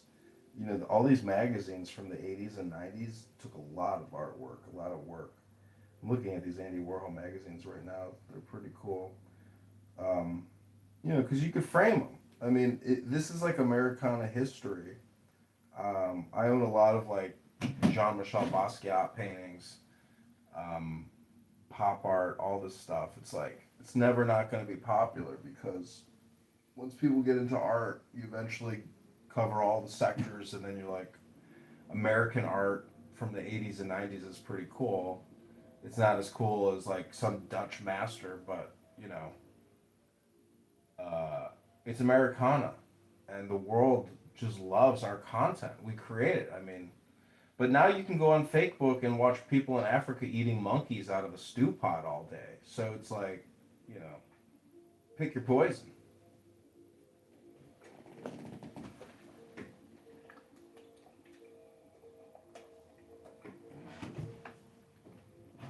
Yeah, yeah. I don't know. I recently came back from Dubai. I will say that it's like really hot and trending and stuff like that there. It was nice. The people were nice, but they still got a long way to go. It's I think Shanghai would be a great place to see like what's going on with pop culture. I think Tokyo would have been fucking fantastic to go to in like 1987. If I could jump in a time machine, go to fucking Tokyo in 1987, where like salarymen had like fucking $500 a night liquor tabs, and just such a huge bubble at that time. It's even better now because the American dollar goes further. Oh yeah, it's cheap as fucking shit there now. Japan's pretty cheap, yeah. It's good. It's a good Japan's fucking. It's an amazing place to live. As long as they don't let in too many foreigners. As long as they can keep their culture. Just don't work for them. Don't work for the Japanese. Did you just say as long as they can keep their culture with 98% Japanese? 98.9%, something like that. Something like that, and the rest are Korean? That's true, yeah. Well, there's a lot of pressure on them to, like, bring people in. There's way too many old people, 10 million empty homes. Yeah, I was just gonna say, I wanted to start a business, Matt, where we create like a university exchange to work with all the academic institutions. And part of the like study abroad program is to go get one of those houses in Japan. Do some practical like academic work by restoring these houses. Like if you're down with that, hit me up in the back channel, bro. Yeah, man. I want to get myself an IKEA. AKIYA. That's an abandoned house. I think you should get yourself 1,000, not one. Yeah. It's the time, bro. Oh, dude, they're just gonna get cheaper and cheaper and cheaper. I think $1 is a good price. Fuck. I subscribe to all the IKEA, like the empty house channels on Instagram. I'm just like, oh, there's a house that would be fucking $2 million in Canada. It's going for like 30 grand in Japan.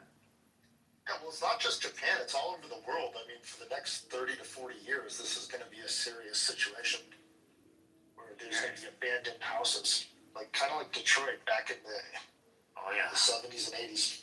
If someone did something back then, it wouldn't be a problem now. Nobody's fucking, man. That's the problem. Well, it's not just that. It's like, why can't one person take care of 40 properties? Yeah, I mean, I heard Bulgaria's fucking, they've got like massive aging population problem there. Bulgaria, Israel, I know it's there. Yeah. In some areas. No, in the whole United States. There's all off in the next 15 years. It'll be huge.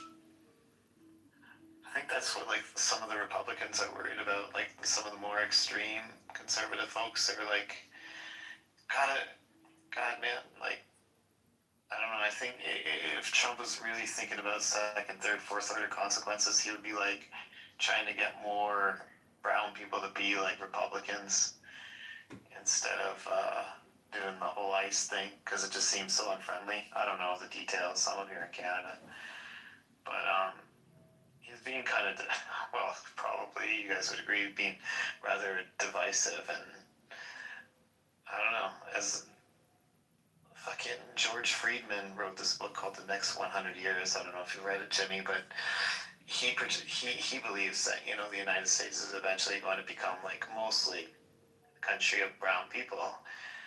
So I guess what I'm saying is, if Trump wants to keep the Republicans in power, I think he's probably going about it the wrong way at the moment. Yo, can you hear me, Matt? Yeah. Hey, sorry, I just got into my driveway. I just turned the Starlink back on. Have you read the book, The Art of the Deal? No. I would recommend reading that book. Yeah, I might out of curiosity. Yeah, I think Trump is, because there's so many misinformation, and then the actual information, meaning the book that he actually wrote, and the actual stuff he actually said over the years, is very different than what people say about him. In other words, he's probably more racist than you actually think, even though... No kidding, eh? Yeah, but I'm just saying, the level of racism is at a different level where he's money racist. Like, he doesn't care about race, he cares about money and prestige. Like, he's a different kind of race, like the race of winners versus losers. Right. It's not even wealth, it's just win or lose. That's a very, people that see them like that are typically sociopaths. You think? I wonder if he's a sociopath. Not the funnest people to hang out with, you know. I love sociopaths, dude. You never hung out with a good sociopath? They're fun as fuck. My father's a sociopath. Then he's a great time at a cocktail party. You know what? He's really, people find him to be very fun, as long as you're not related to him. Yeah. As long as you don't need anything from him, as long as you're not intertwined with his values or beliefs or ethics. Oh, you can't, no. there's no way to need anything from him because there's nothing he would ever. He has nothing. No. He's a sociopath. Yeah. You said it best right there. Yeah. Yeah, it's a different thing. It's a different type of human. Yeah, but can you imagine having empathy for a sociopath? Because it's really important because they don't have the ability. Yeah, I mean, that's how. I mean, long story short, he was a very bad alcoholic, but he was also really a pretty good lawyer, and violent temper. You know, he stole his mom's money and sold his brothers and sisters' farms without telling them anything, and all sorts of weird things, and constantly, like, that's never any way to know what he was saying is true or false, right? So. Do you mind if I ask, is it possible that he wasn't a sociopath but a damaged narcissist? So one day I was, okay, so when you grow up with someone like this, right, when your father's very, very different from most other people, what I did is I put in all the things that he did, but in a very objective way into ChatGPT. And I said, let me describe a person for you who has these particular traits, right? And I tried to be as dry and objective and just list the actions that he did. And so what ChatGPT came back with is someone with an extreme narcissistic personality disorder in combination with alcoholism and what else? Borderline personality disorder, something like that. Yeah. So that's where the damage thing might come in, the borderline personality disorder. Anyways, Sorry, my connection keeps going in and out. Just that. Anyways, he lives in a home with crazy people.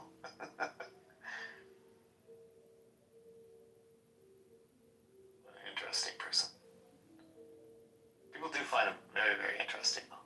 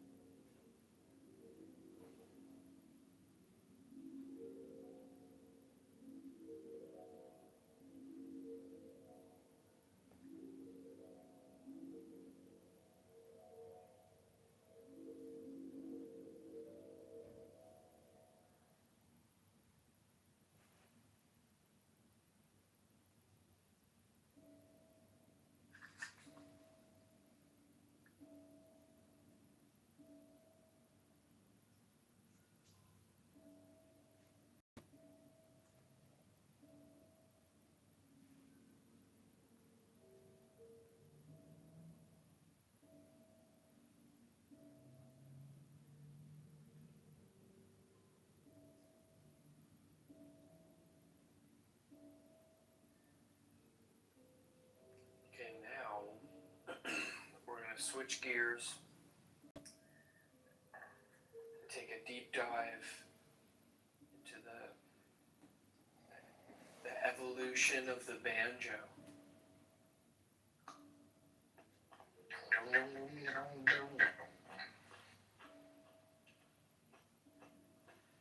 You're a funny dude, Chet. Yeah. I think you and Steve Martin should go on tour together. Good. That would be actually really funny. It'd be awesome, bro. You, Steve Martin, and Edie Brickell. We could probably do something that's really funny. Well, we'll have to probably plan. Have a blast, dude. Yeah. You should probably contact Steve Martin. He needs money. I will.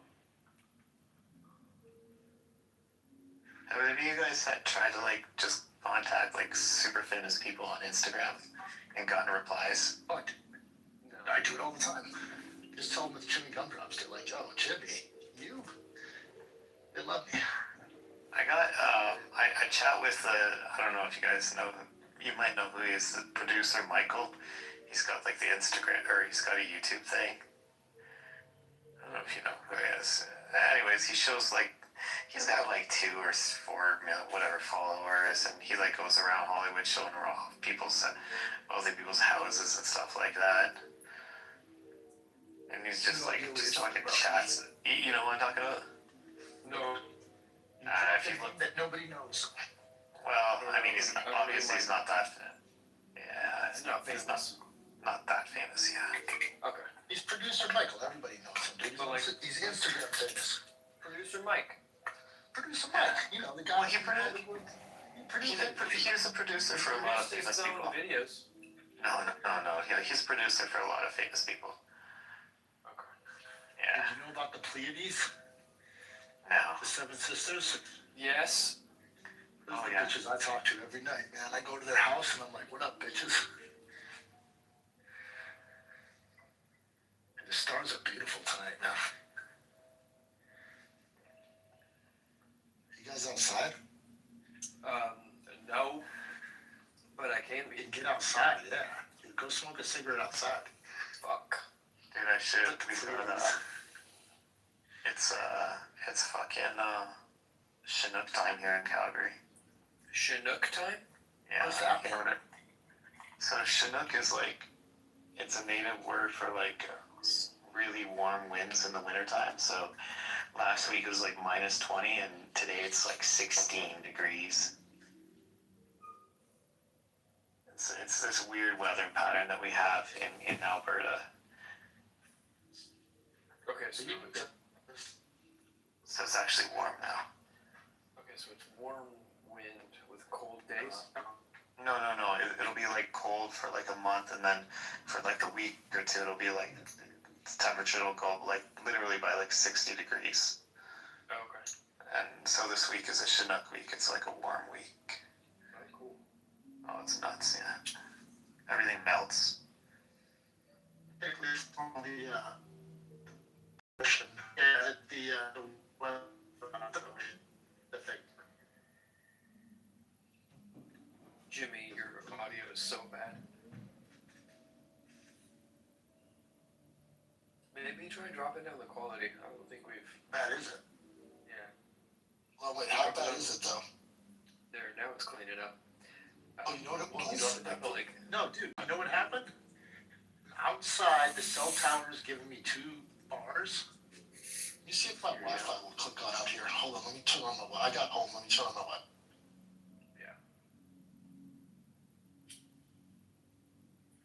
You like me now, Chad?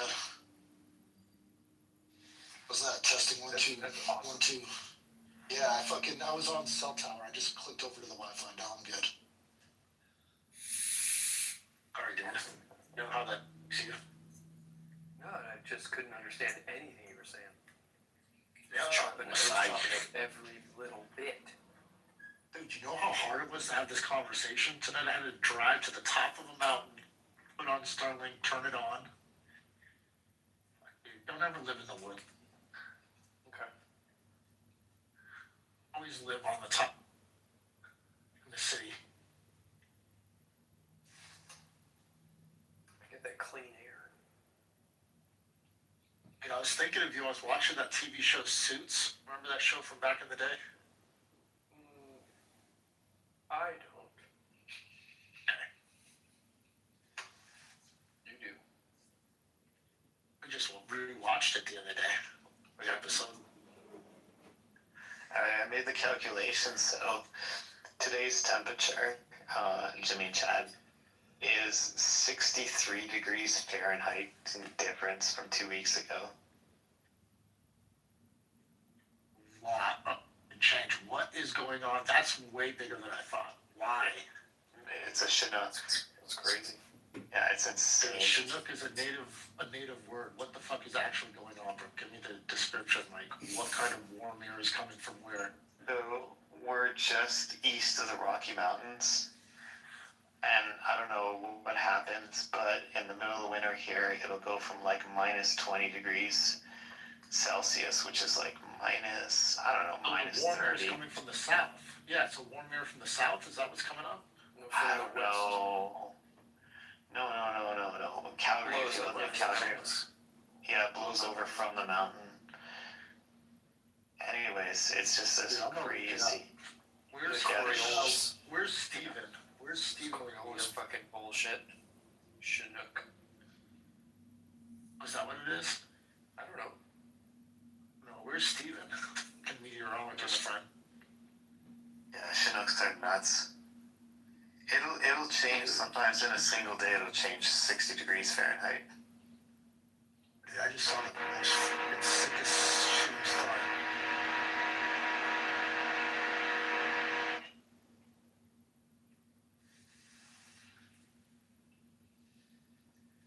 So, like, 4-string or 5-string banjo? Oh, I don't know.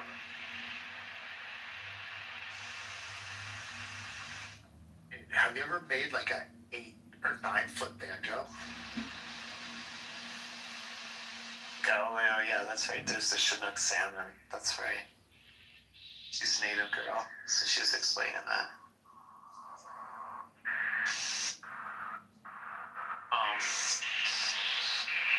There's the video down there, Jimmy, about Chinooks. I get out, I'm outside, so I'm freezing. I'm lying on my back in a hammock with the stars. Have you been to Peru? Yeah. We should all meet at the Vera Rubin Observatory.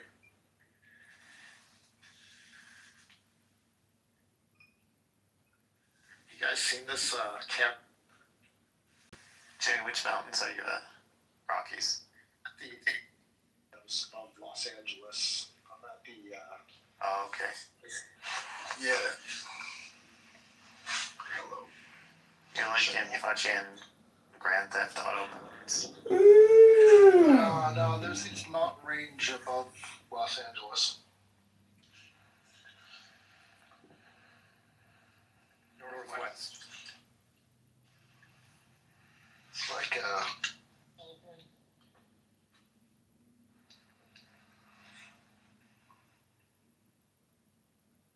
How could I ever forget?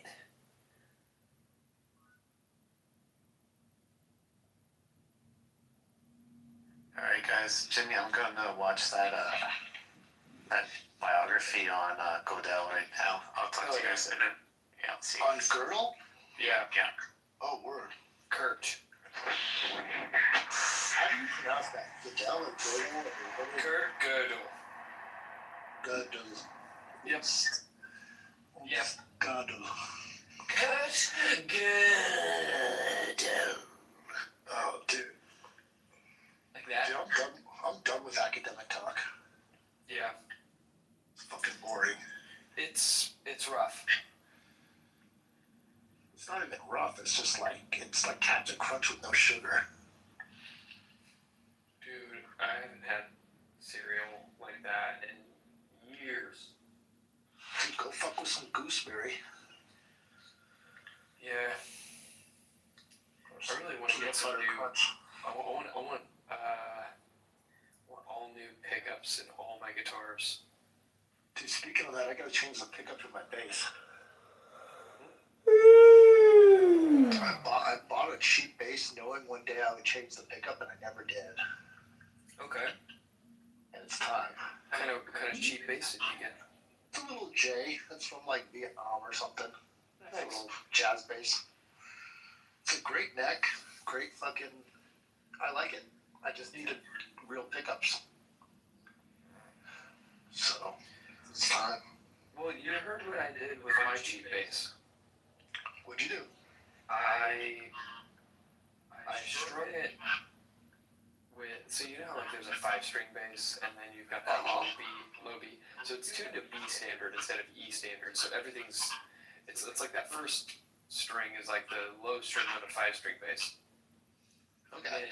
And then I put like a thumpy mute underneath the strings, like at the bridge. So Let me take that in a thumpy mute underneath the bridge. Yeah. What does that mean, a thumpy mute? Like So I got the idea from somebody that was talking about what they would do in Motown, like in Motown recordings. So they would put some cloth underneath the bridge on the bass. Right. And they would stuff it and mute it, and so just play with that. Like find something where you're like, I like the way that mutes it up. You know what I mean? Dude, the very first bass line I ever got into was that song Pusher Man. Do you know that song? I'm your mama, I'm your daddy, I'm that in the alley, I'm your pusher man. And the bass line goes boom, boom, boom, boom, boom, boom, boom, boom. Let's play it. Boom, boom. It's fucking sick, dude. That is the song that made me start playing bass. We're gonna figure out.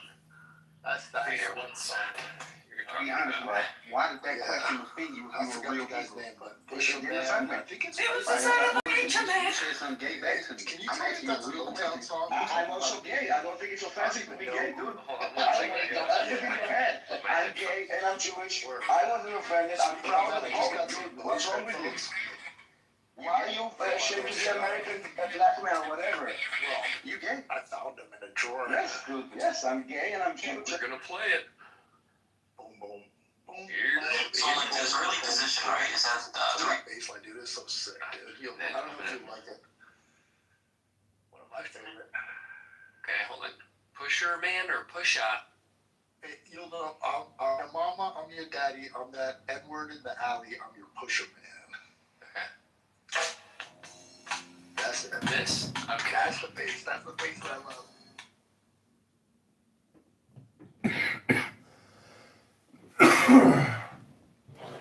I'm your pusher man.